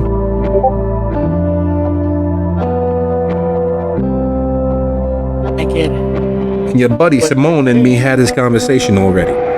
He had a way out to protect you all. And instead of following up on the deal, he ended up going to work with the fucking jackass. No kidding. Betrayed every bit of confidence I ever had in him. Why'd you have confidence in a guy, in a child soldier who grew up without ever learning how to be an adult? You had a weapon. He never. You had a weapon. Why would you set him free and make him think? Keep him as a weapon. That was all you needed. You were the brains. He was the muscle. Your other peers, they were part of the puzzle to help you all get where you needed to get.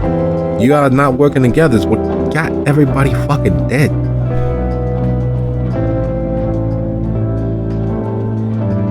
And you got a new mission anyway. So, I know you all working with them peoples. And if your plan to work with them people to keep everything safe is to go talk to lawyers, I need to tell you, that's not something you should test the destruction. You should find another way. I thought your guy Darcy was the big bad man. Go put a bullet in someone's brain. Do something. Don't sit down on the table talking to strangers. It's a bad way to keep living. If I hadn't come, I would have missed all this lovely, wonderful wisdom that you're imparting. So I don't consider it time wasted. But you're right. I need to be where they are and helping them. I just wanted to be absolutely sure that shelter is safe, even if I am no longer there. So, seeing as how you were so smart at all this and know how best to protect me from myself. I don't. I'm just guessing. Just like anybody else. You make the best of what you got. Why don't Maya said you was a good girl. I believe he might have been right. I'm not sure he so much is now, considering that he said you might be a good girl and Sorochi was a good warrior, a good fighter, a good tool to use. And Sorochi broke this a year and a half ago. And he clearly didn't share any information with you. Otherwise, he would have known you would just reach out through Varos and we're good. Instead, I'm not good anymore. You say that. That's I've come to the point of it being really hard to keep caring, actually. You think I fucking do? I don't care whether you live, whether you die, whether you're just a state in between. You are a means to an end. And to keep you being a positive means to an end, I need to make sure that you are at least functional. Whether that means looking after your mental health, your emotional health, your well-being. But if I bothered to care, you could be a tool used against me. And heaven forbid we don't want. No, we don't. You see what happened with your boy Myers. You start caring for people, the next thing you know, you're laying down your fucking life for them. I don't plan on laying my life down for nobody. Did that once, not doing it again. Not asking you to. Good. I'm not asking you to either. But I need you to do your job. Go protect them people. What I'm asking you to do is just make sure that it doesn't fall into the wrong hands. That's all I want. That's all I'm asking. We don't always get what we want. You want to know the best way to make sure that don't happen? Do whatever it takes to fucking survive. Keep yourselves in existence. Make whatever deals you have to. Because, again, I can't be caring for you, no none of them, because that makes you all weaknesses that could be used against me. You get what that means?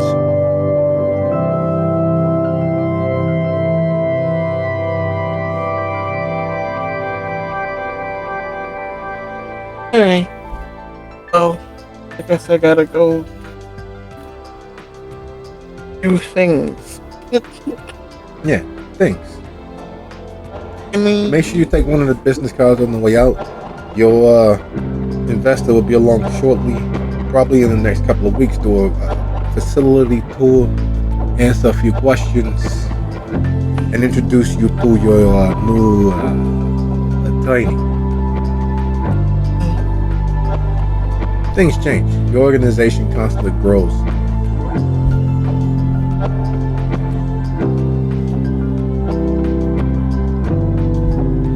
He doesn't even bother trying to answer it back. He's finally hit the wall and realizing she's not gonna get anywhere with this.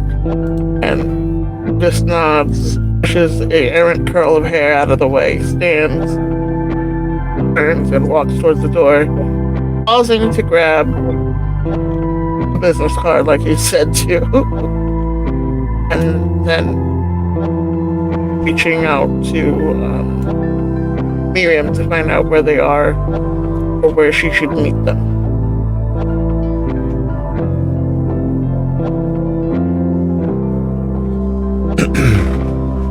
And while that call is happening, while that text conversation, while that DM is happening, we turn our gaze towards Lucy. Now, you were giving Miriam a lift to the Mad Tatter on your way to make connections for humans, or as those who have come to know him, some would call him.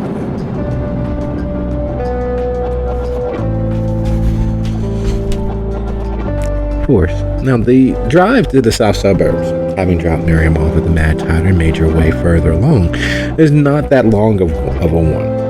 The expressways are deathly for Kendrick. Getting trapped between an exit can make a difference between potentially seeing the sun and ever seeing something else thereafter. So avoiding the expressways, there are several ways to cut down and around into the south suburbs. Now, one of those many ways leads you down Sibley Boulevard. You know that as you cross into Harvey, that Dalton is not that far away. The information that you receive from Vivi is there for you to act on it and choose. You could go in guns blazing and put down whoever Mama Hugo left keeping your family from you. It'd be a small thing. You know, bullets wouldn't stop you. It'd be a small thing to end any of those who were watching over your siblings. Any of those misguided thugs keeping you from your family. It'd be a very, very small, easy thing to do.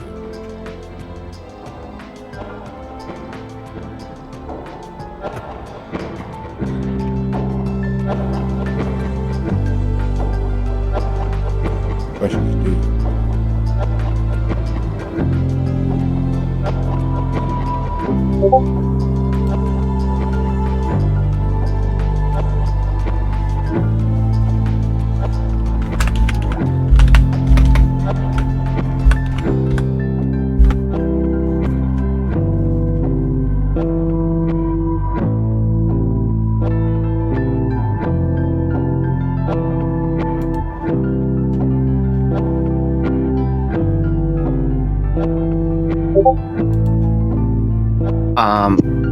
So Lucio's main goal is to meet with Orcipulus. So he's going to stick to that plan for now. But there is a strong temptation to go to the Pisketeers afterwards and just have them. But he will decide on whether or not to do that after this meeting. That's the funny thing about being a man of drive. It doesn't take long for you to move past what is immediately on your heart, what is immediately on your mind to do. So you make your way down simply over to Highway 1. I often make your way all the way down to Salt Trail, where you make that left and head towards the out of the way Miller's Ready Mix, where the gospel have a mask. At least that's what you were under the impression of, especially by Forcepulus. And he was not wrong. Would you be so kind as to go ahead and roll your wits plus subterfuge or larceny to take in the fullness? We can even allow, if you'd like, if you don't have either of those, so you can roll wits plus stealth. Wits and subterfuge does a specialty in black market supply, or Oh yes. that is that many dice then. You are absolutely flabbergasted. Before you've heard the word, you've understood what it meant, but there is understanding it intellectually and then feeling that emotion, feeling it in the flesh, which is odd because normally such things don't really phase you that much. But the moment that you make that left, you begin seeing it. The telltale signs that every car is being cataloged, the persons behind every vehicle being noted, whether they're a potential threat, potential customer, or something else. Innocent bystander, police officer, federal agent. You're sure that they're cataloging every single solitary fact possibly gleaned, being measured against some hidden, unknowable database. And it's hard to travel that little short 3/4 of a mile over to State Street to make that left, get to Miller's. But you know that there you've passed several vehicles just sitting, or people changing car tires, or strangely enough, even though Sauk Trail is taken as an expressway and major thoroughfare, it is not. But it's still equally as odd to see alongside, north and south of the road, people riding on bikes, or people standing around having a cigarette. Most people wouldn't pay attention to them because, you know, they're there at the entranceway to Bumper City, or they're there at the baseball and softball academy, or they're right there by the life storage when you're passing Holman. But there are people alongside of the road that shouldn't be there, and especially such a major thoroughfare. To have that many at your beck and call has the hairs on the back of your neck standing on end. It means the display is St. Jerome's. It means that the display helped the shelter. It means that the thin blood who attempted to kidnap Dizzy is but the tip of the iceberg. And as you pass the Western Union going north on State, easing off the road into the grounds of Miller's Ready Mix, you realize that it is a fort, it is a fortress. It is, you would only leave here with any semblance of life if they chose for you to do so. The reservoir behind the place, the pit just north of the place, all perfect places to weigh down a body or make ash disappear. The building itself is only 2 stories tall, but that 2 stories tall is, well, an actual bunker. The walls are a minimum of 3 feet thick. They're supported with enough infrastructure that they could probably withstand at least 1 or 2 shells from a mortar.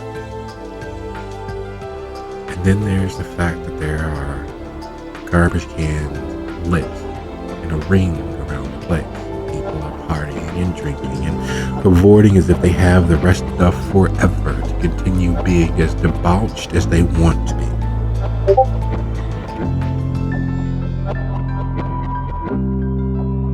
And the other shoe drops. And Forcepulus comes out, a bag of popcorn in hand, licking his fingers as he tosses one kernel after the next into his throat. on his left is the man himself, Julian. Seems as they've made peace, uniting both disparate portions of the thin blue under one banner.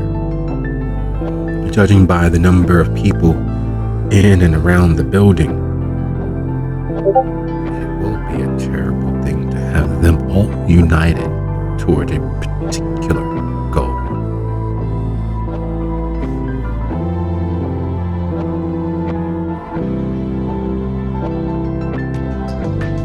To say that Lucio is having doubts about coming here is an understatement, but here we are.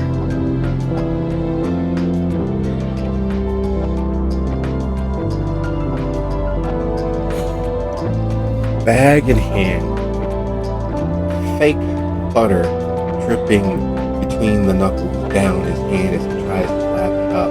His force is in his element, fully embracing all of the many feelings and experiences he can. And while previously there was a glimmer of puckish, childlike enjoyment, there is instead that look of all too familiar addiction.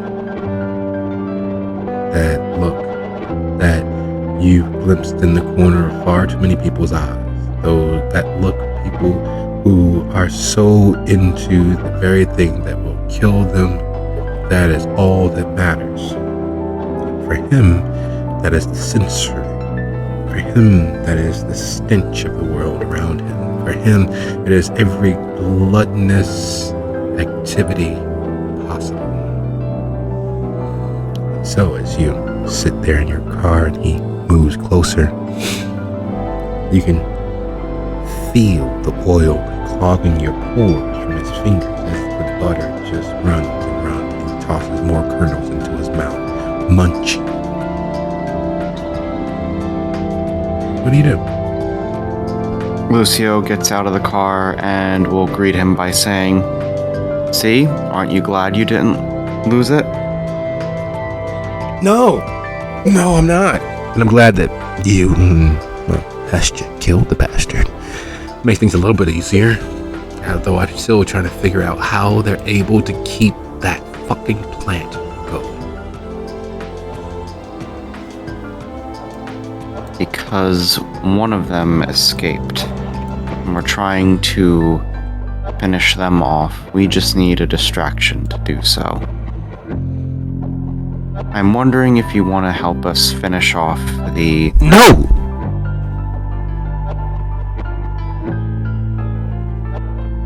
No? No. I asked you. I begged you. I offered a deal.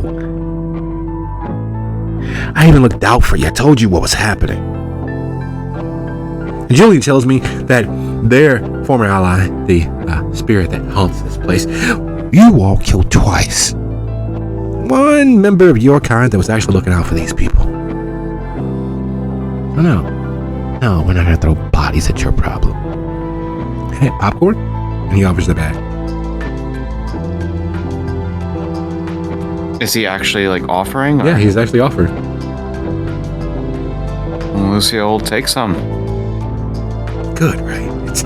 The trick is you melt the butter in a skillet and pour it right onto the bag. It is absolutely delicious. One of the many things Julian taught me. So,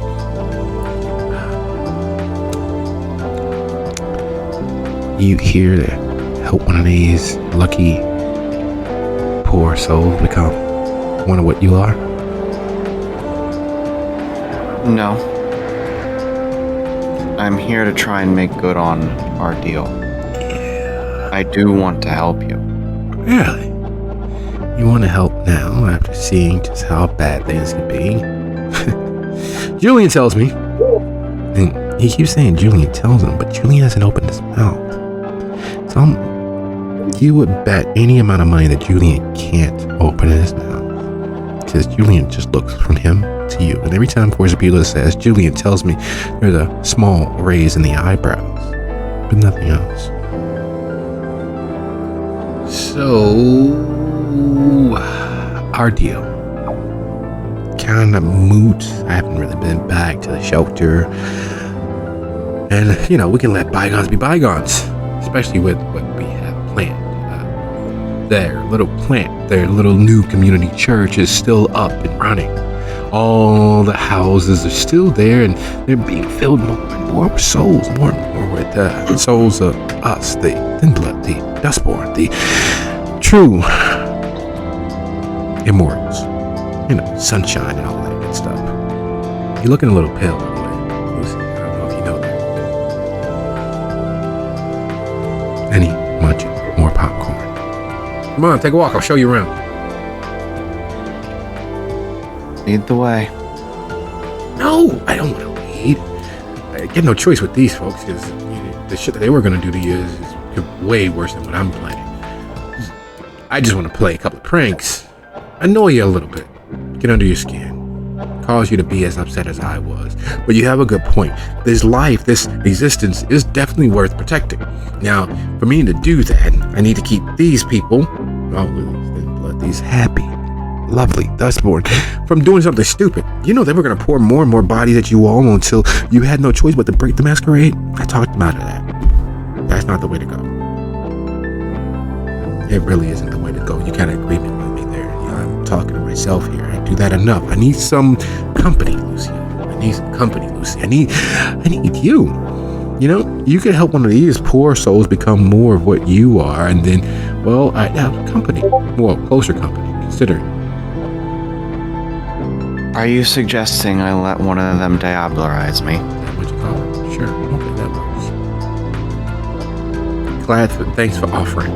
Didn't want to have to take it from you.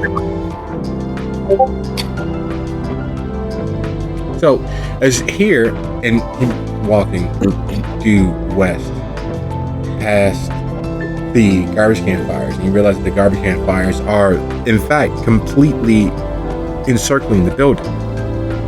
There are exactly 26 of them, and they're decently burning. Now, part of you, being the beast, won't let you get close enough to really inspect how dangerous that is. But the other part of you knows what human flesh smells like when it's being burned. Part of you, that deep, dark part of you that remembers what that building smelled like that was set on fire and brought down on itself. That scent of cordite that sticks to the skin. Knows what that smells like. You know what long pork smells like. And each of those garbage cans, each of those fires burning smells like it. Most people would say that it smells like barbecue. But Lucio, having been close enough to what a burning human smells like, knows that subtle, small difference. Realizes that each of those fire pits, each of those garbage cans are being powered by the roasting human flesh.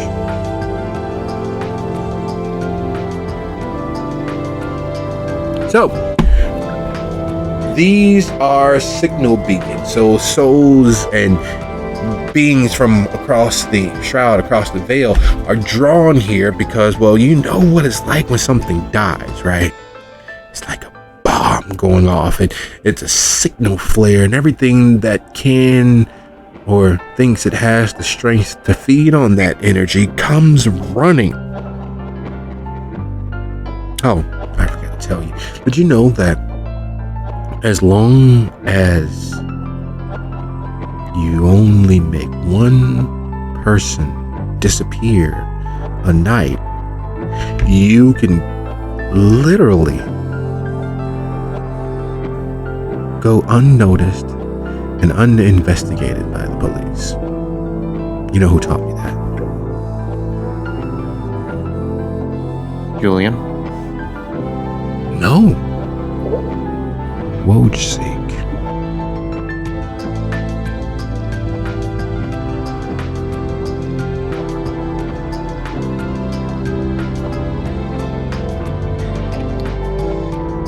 Care to elaborate? Well, I can only get him to tell me the things that he wants to tell me. But I've learned when you killed him that my status is only temporarily, actively on this side of the veil. It gives me the ability to see both sides of it. And when he died, he tried to reach out and steal what little bit of power that I had in the moment. He tried to purchase a point to lock onto and remain here.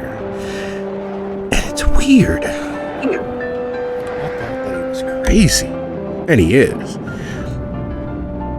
But we can summon him up every once in a while, every couple of hours, because he refuses to let go. He's amassing a following. An army. He's already dispatched the local legionnaire that runs this area. And he's trying to build a little empire on the other side. He says once he gets secure, he'll share more information with me as to what it is he and his family are doing. But to keep from destroying his little empire that he's building, he offers a little information. And right now, that information has come in handy because what he has been doing is creating more Dustborn and sacrificing them, not once, but twice.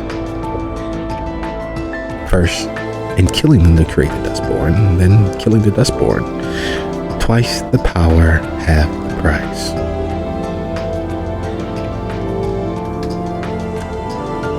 The what behind that is, however, still eludes me because he won't share that information, and if I press him too much, then, well, what does he have to lose? He's already dead. Again.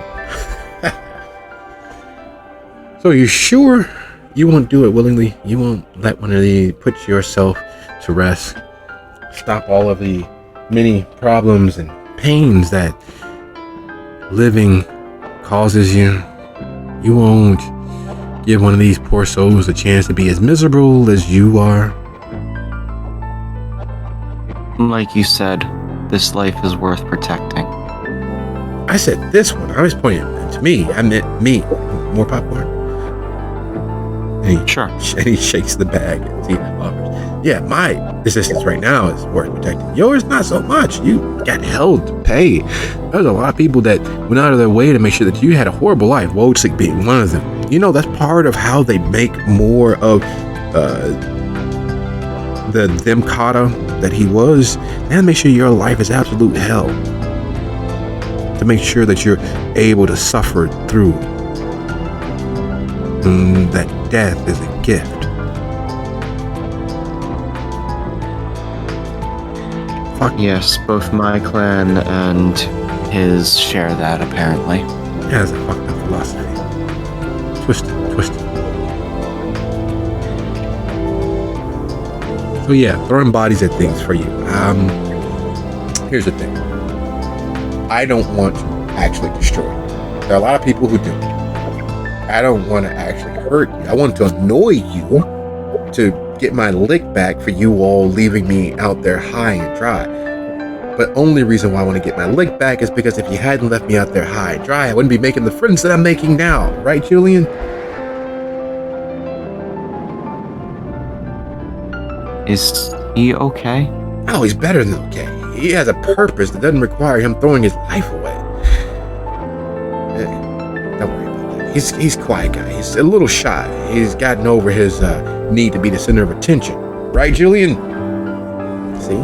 Perfect. Now he knows his place is a good, strong second. And, you know, that couldn't be a good number one without having a good, strong number two. And he makes a great number two. Although, I must admit that sometimes it's hard getting a word in edgewise. Once he gets going, he just doesn't stop. Oh my God. It is horrible. Absolutely painful. Makes it not quite worth it sometimes. The few times that I've actually talked with him, I see exactly what you're talking about. Yeah, out of puffery. Right, Julian? Yeah. Anyway, popcorn. So, my plan to annoy you. I gotta help you first, I suppose. I want to throw more bodies at it. Wojcik had a good idea. Make more. And we can keep making more forever. Normal trip. But I need a safe place to do that. And this place is a safe place to do that. And you know this place exists, so that kind of gives you a weapon to use against me. But you wouldn't do that, because we have an agreement, right? Your secret's safe with me. Excellent. So I'm not going to throw bodies at your problem. That's bad. That takes away from my stock. And which is another thing. I never quite understood that. Stocks have value, but their value is based on how much you believe in them, which means if you don't believe in them, no matter how many you have, they're absolutely worthless. That was a question. It's more about not just how much you believe in them, but also how much other people believe in them, and how much you can convince those people to believe in them. That's stupid. But I can see the use of it. A prank that gets everyone to play along with you. That's great. So, help you without throwing bodies. Here's the plan. We're not going to throw bodies at you. Not till we're ready. And I'm going to annoy the shit out of you for a little bit. Just not right now. You have enough problems to deal with. Who did you want me to throw bodies at?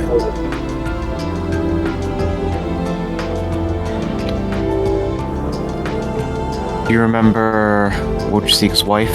Yeah, great lady. Real classy. Crazy as a shithouse rat, but nice person.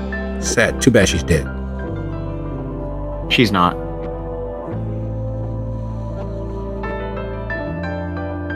He sacrificed her. We walked in as he was finishing that. Luckily, her soul went to heaven, so she didn't have to deal with anything else, but, you know. No, she's not in heaven. She is currently living in Hugo's body, taking it over. The mercenary madman? She actually found purpose in this world. That sucks.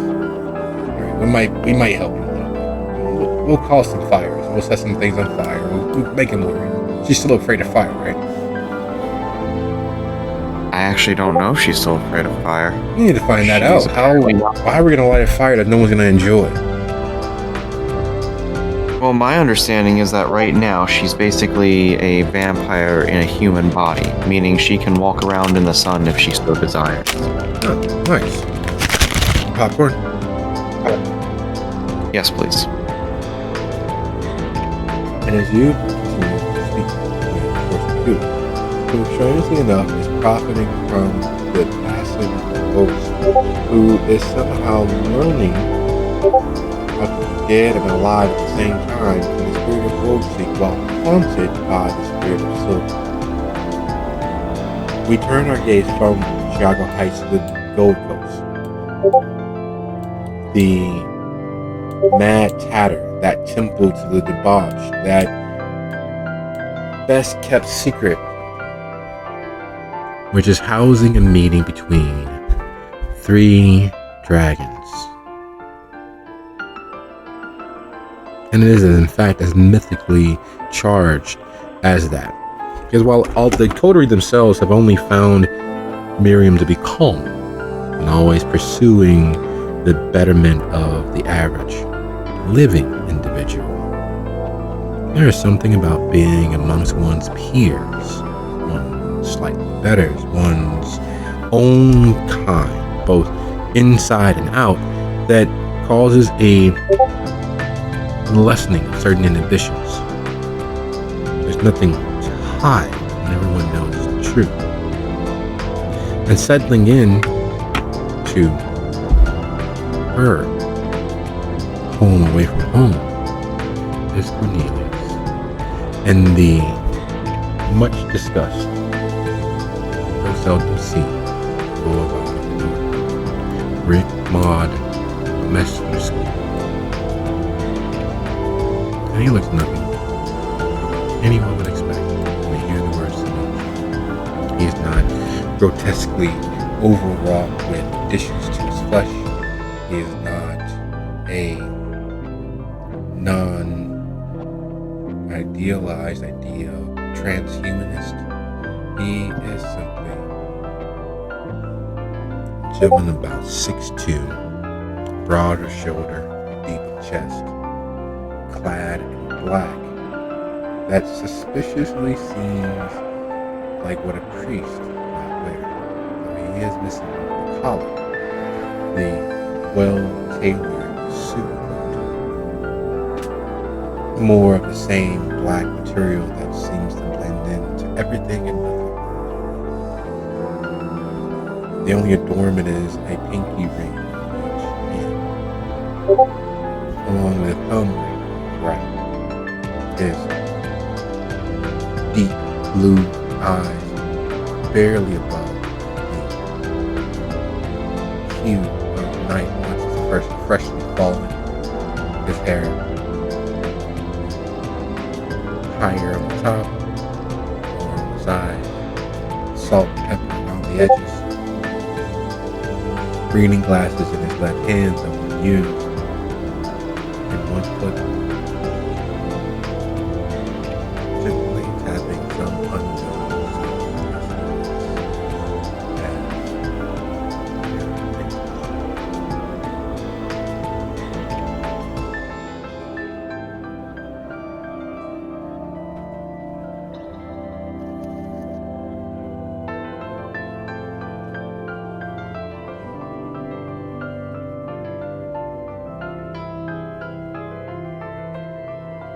Miriam will smile at the gentleman and do a not quite so formal little curtsy.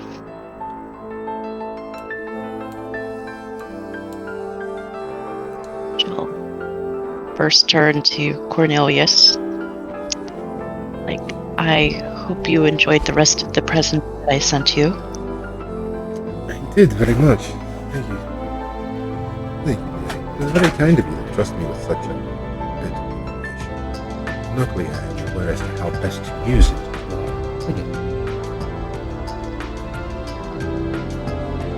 She will smile and turn to the other gentleman.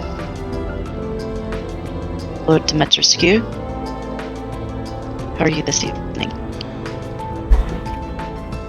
I'm quite interested as to how Cornelius will use your information. I'm quite curious also as to how you came about it. But curiosity killed the cat, and I planned on being relatively immortal. So I will not allow my curiosity to escape me. I do, however, worry. Your heart, motions offhandedly to the space around them. Your hand can be seen in all of the various styles here. I have seen your work before. I have seen the efforts of your skill. Have you seen mine? I cannot say that I have, though I believe the coterie that I run with has been to one of your soirees. See, one of those hosted by me, or perhaps you're speaking of the Imperium.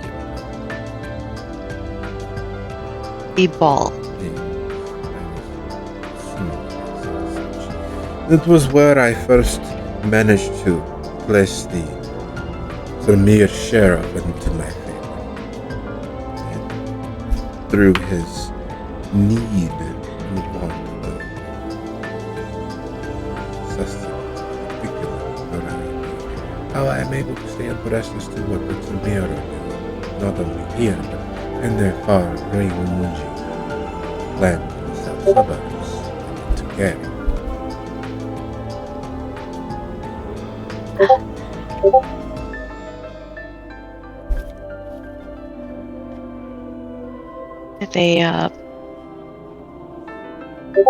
I'm not too terribly familiar with their mechanization. No, That's Testius. and this is a very good thing that you are not. You would be aghast at the things that they have done.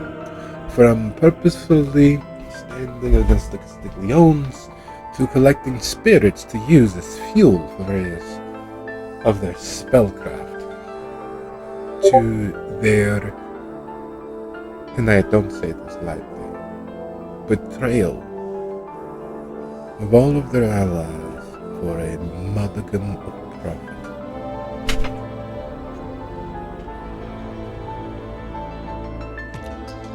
And whereas previously they were smart enough to not do business with the One Quiet, it seems as if they have entered into a failing relationship with them. You've asked to speak with me via your son. Here, how might I assist you to be best useful to myself? How familiar are you with the events that happened last night? I know far too much and not enough.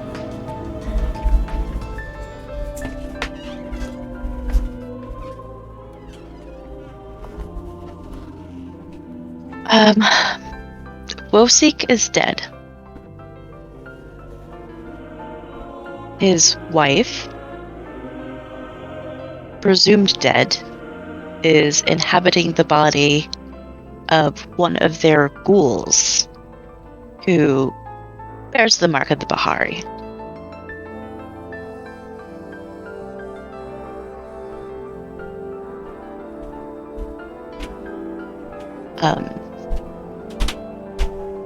She has plans to take over the Hakata in the city.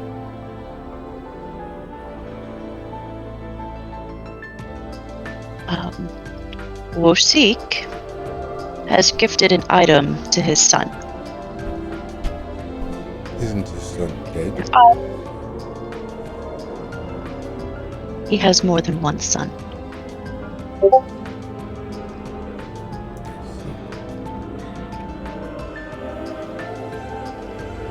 And it was in a finely crafted box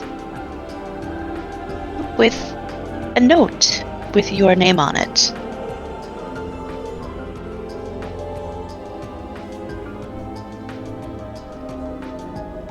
It seems to attract misfortune and disturbance.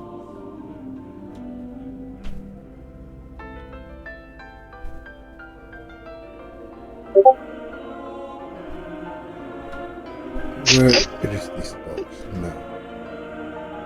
I'm sure that you understand that such a finely crafted thing is mine. It is one of the many failings of my relationships with the Tremere. We utilize their regent of Gary to have a holding device created through proxy so that the lodestone would remain safe. Somewhere along the way, the Castigliones found word. We found information.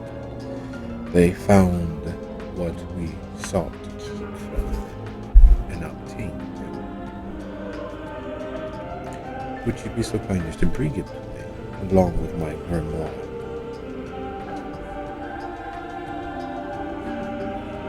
I don't believe I have a book. It was just the stone.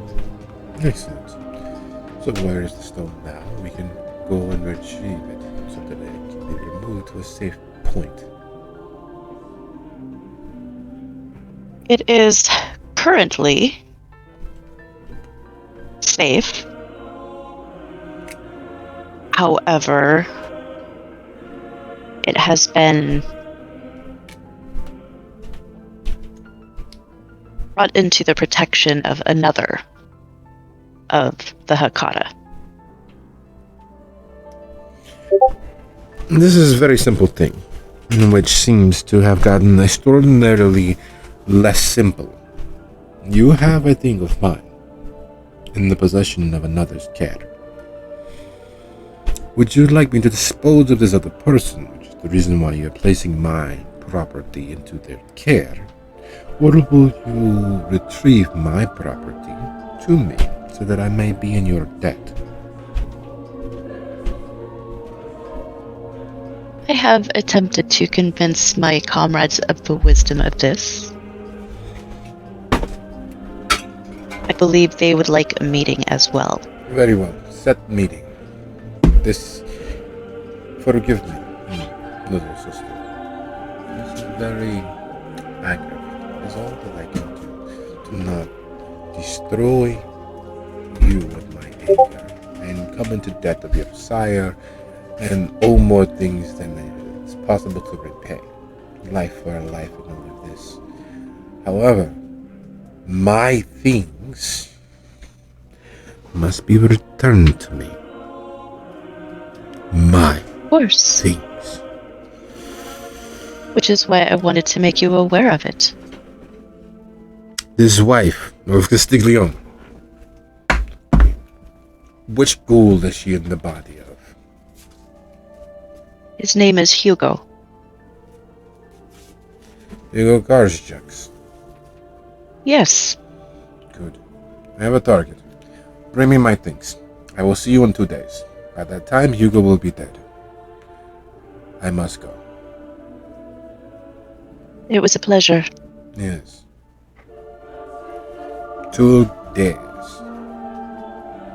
Please. 2 days.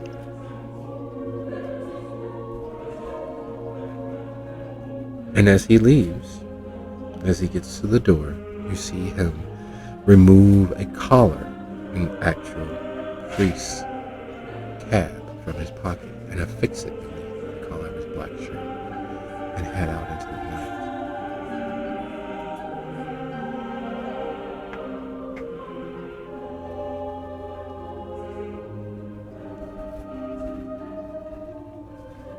night. Speaking of heading out into the night, Sophia, meeting up with Zal is a thing that is a once in a lifetime moment for most. She very much is all of the many parts of her persona wrapped into an ever shifting, ever present, wholly in the moment, mindfully aware entity. She is not the restrained, Eurocentric, Italianized Hakata that you've dealt with hundreds of thousands of times before. She's not even the false approximation of a mafioso that many try to aspire to. They found the Goodfellas and the Sopranos and the Once Upon a Time in America, and they just lost their mind and decided that would be who they would be. Especially amongst the Puttanesca, who it was an idealized fantasy self. No, Zal is all of the disparate parts of herself. She very much is a rocker. She brings up a few of the shows that she's attended and that she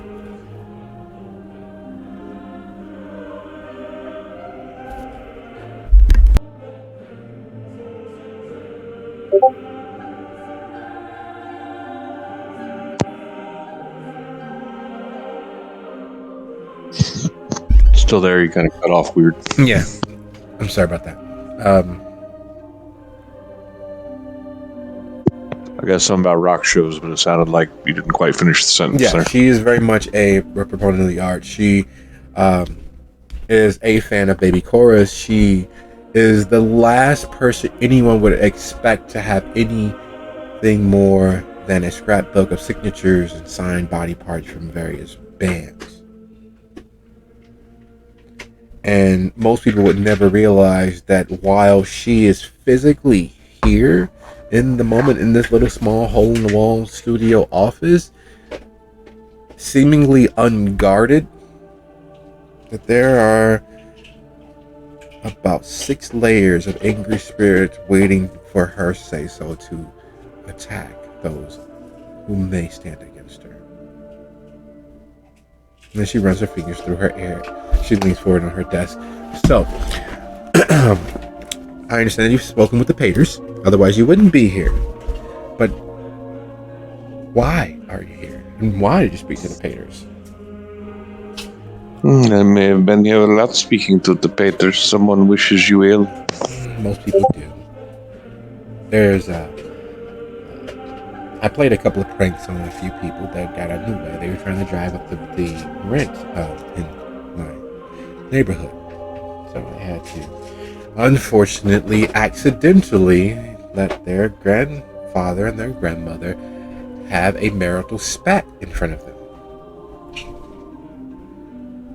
Oh, their grandparents had been dead for the last 2 decades.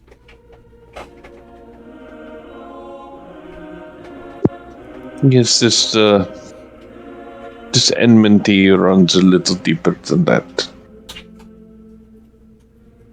Well, it's certain. But I am here. I am here to make a friend, not an enemy. Well, that's funny.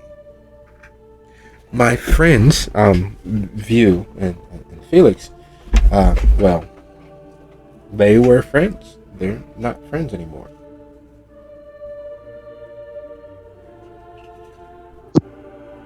That was very unfortunate. It is, especially being as it is all because Stickleyoung and Tori's doing and making things bad for everybody. They are, but the winds of change are blowing.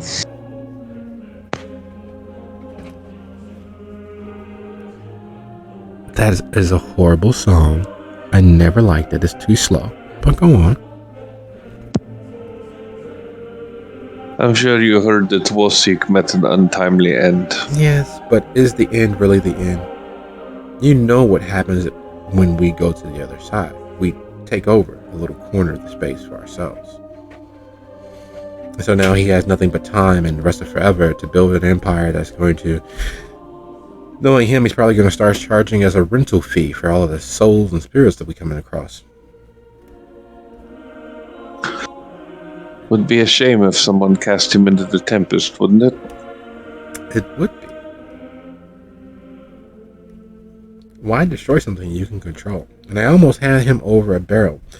But his stupid wife found out that I was using Ignacio's need for adoration to work against them. It's a shame. Sweet kid. If you consider an obnoxious brat to be sweet. But you're here about yourself. So tell me about you and why someone as classy as you would even care what happens here. Well, originally I was sent here to kill you. That'd be a mistake, but go on. What changed your mind? I got a better offer. Well, that's always a good thing. It's nice to know that I have a few friends and less than critical individuals floating around out there. How did you hear about me to begin with? I've done very much to make sure I stay off of everyone's radar. I admit that you are off mine as well until someone asked me to kill you. That's why I thought I was the Paters, because after all, they know that I'm here. They know what I've been doing, know the strings I've been pulling and webs I've been setting up. After all, it's with their okay. So who is the little birdie whispering in your ear about taking out poor little old me? A nobody. I literally am nobody. Well, that will be changing soon, but Miss Matron Castiglione herself views you as a threat. But she's understand why now. But she's not dead. Hence the reason why Seek is able to operate the way he is operating across the shroud. But Ignacio is dead, isn't he? Ignacio is dead. Okay, well that's a pain. Or no longer on this side of the shroud. That is a shame. Kid had promise. 2-3 decades, he would have been a great guy. Oh well. Steered by a proper hand, but the hands that were steering him were not proper. As anyone these days. So, friendship. You, me, us. What do you know about the blood game? Is that why you're here? Is that why you want to be friends? I know very little about the blood game other than Wosik has been trying to push his way in for a long time. Yeah, I guess it wasn't that nice of me to tell everybody. But you know, you gotta get in where you fit in, and then one of the best ways to make sure that no one pays attention to you is to have some jackass like him running around. So, how do you feel about politics? They suck. But politics is just a study and application of power, and everybody needs a certain power. And if you're not the lead dog, the view never changes. And wait, what's the other one?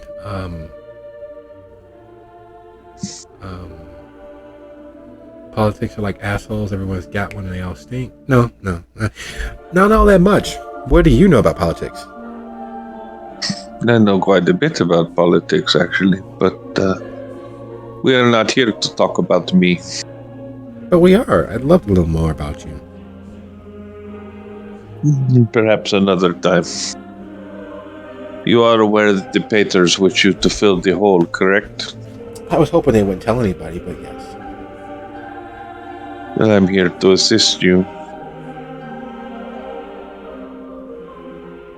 Do you know what I do? I would assume by the thickness in this room that you are a rather accomplished necromancer. That's what I am. But what I do. What is it you do then? Seek and Blakeney tried to do by force what I've done by simply being friendly.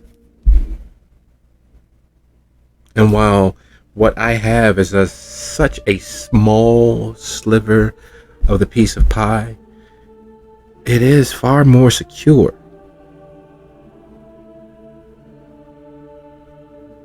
Right now, all those pieces are in play. Yes, but never reach for more than you can hold in one hand.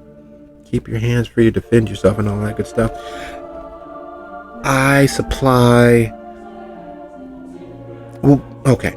So, the blood game is like credit. Like there's A+, there's A minus, there's B, there's C, there's D, and lower credit scores, right? The big guys only want the money, so they don't care about the D, E, F credit scores. Sometimes they'll try to bundle them together to make them into like a C so they can pass them along. I don't worry about doing that. My little sliver of the pie, my little slice of the pie is in supplying homogeneously sourced supplies of blood to the Tsar and her agents and her intermediaries, and it's a small sliver. How many people who are truly done with this world and are doing so in a mature, realistic way, setting up for their loved ones to not pass on debt, to setting up with their associates to make them okay with the idea of them no longer being here? Do you know? It's a lot of work. It's a lot of investment in time and effort. And, well, I don't mind. Because you wouldn't believe how many rockers have just done with this world. Like, just done with everything. And I find a way for them to not go to waste. I find a way for them to not cause a catastrophe once they're done. And these organic, homogeneously sourced donors are for the, the D, E, F grade credit scores. The kindred and their associates who can't afford the good stuff, who don't mind that these people are just done. That it's a bit of a little hit of sadness with a whole bunch of green lights to take everything you need.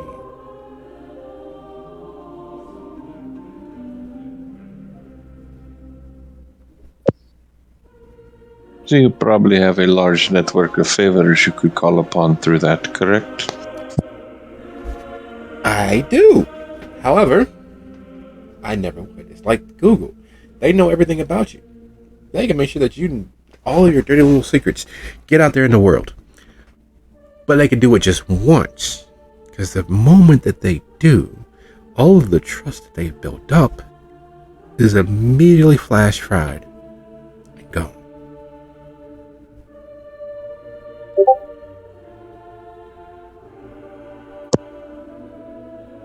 So are you prepared for a war? Nope, don't need to. Don't need to be prepared for war. I don't know if you know this or not, but if you're a good little kindred, no matter what people believe you are, as long as you abide by the traditions, you're technically protected by the sheriff, the hounds, and everybody else. So no one knows that I'm actually Hakata. Everyone thinks I'm a caitiff. Everyone thinks that I'm nobody. Because I am nobody. No one needs to know where my blood comes from. So are you declining the seat then? Oh, fuck no. Why would I do that? That's stupid. A lot of people you want on your tail are people that will hunt you into the other side. You know, they got agents everywhere. It's ridiculous how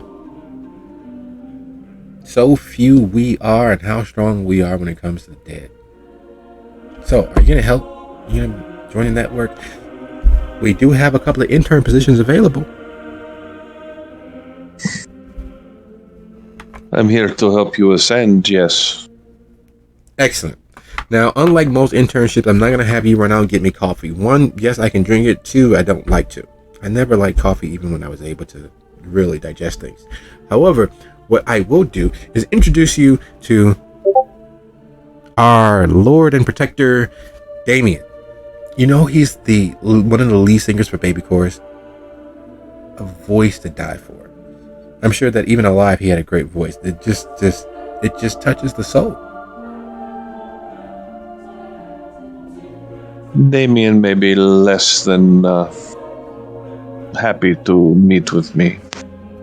Oh no, he's a happy guy. He is one of the main reasons why I was able to keep Seek from getting his fangs fully into the trade, as it were.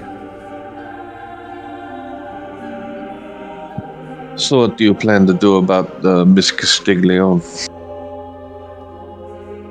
Find out where they lay their head and then tell everybody.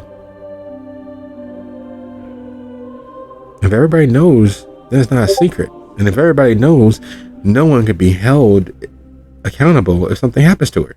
And you know it will. You know, she just got a mouth on her. God, that woman. You know, I heard that she, from Ignacio, that when she got mad at him, she would tell him, how did he say? If I ever had a son like you, I'd kill myself. That's a fucked up thing for a mother to tell her son, isn't it? He's not her son. What do you mean? Castiglione. Yeah, I know they married the Tories, but it's same tree. Just because it's a straight line doesn't change anything. She's technically probably his sister as well, but you know, sister, grandma, cousin, mom, same thing. I learned rather recently that apparently the person that we thought Mama Cass, as they call her to be, was actually her sister. Now that's fucked. And on that note, as you get to know Zal, Lucio gets to ingratiate themselves to Forcipulas. Hestia heads to meet with Miriam, who has now sent an angry voivode headlong at Mama Cass, or Mama Hugo as the case may be. And all of the many pieces of you all's personal social alliances are targeting Mama Hugo, with the realities being that no matter what happens, there will be several attempts. Many of them will probably fail, but some of them will eventually get through, because while Mama Hugo must be perfect every night for the rest of what time they have left, those aligned against them only has to be perfect once. And it's funny that for all of the potential forever that exists before you all, how important the clock actually is. Moments turn into hours into moons, as they're saying. The night quickly, all too quickly begins to dissipate. The sun isn't that far off. It's not close enough to be an immediate horror, but it's not far off enough that there is enough of the night left for much more than conversation and consideration and meeting one another to get back together. So as all of the dominoes are aligned, and the coterie makes their contacts and makes their associations and gains some trust of other kindred, all under the banner and header of being agents of the Hakata set free upon the city. We draw to a close with this particular episode as we turn our gaze away from what the coterie themselves are doing to what one of their allies are doing. There is a place at the Harold Washington that opens out onto the roof. There are various hidden, though easily viewable, accessible items that would be used to hold kindred in place. There are actual video cameras, not the digital sort, but the good old-fashioned with tape cameras of old set up at various places around this opening on the Harold Washington roof. No one realizes just how green the roof actually is and how much space is there. Except for the kindred that have been present for the sanguination of other kindred. The tapes pass one to the next because there's no digital copy. There aren't any copies made. It's viewing pleasure for the whole kindred family. What happens when you get your just due when dealing with the government. Standing just inside of the doorway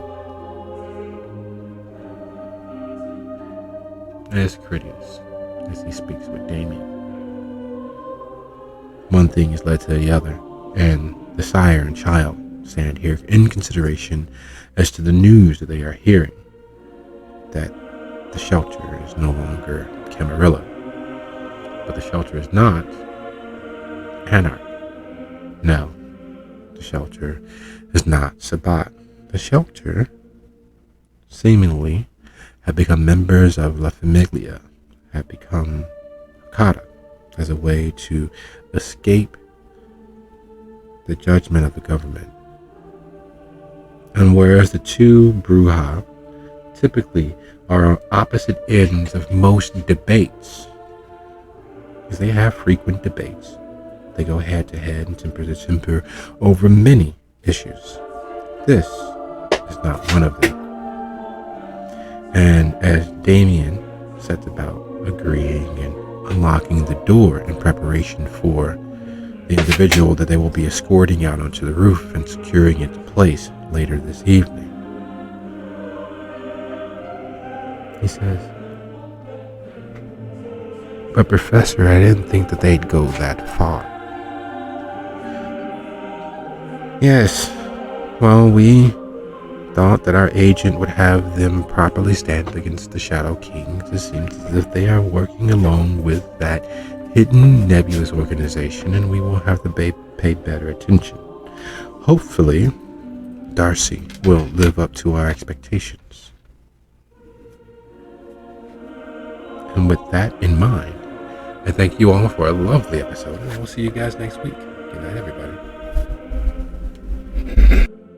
Good night. Good night, everyone. Night all.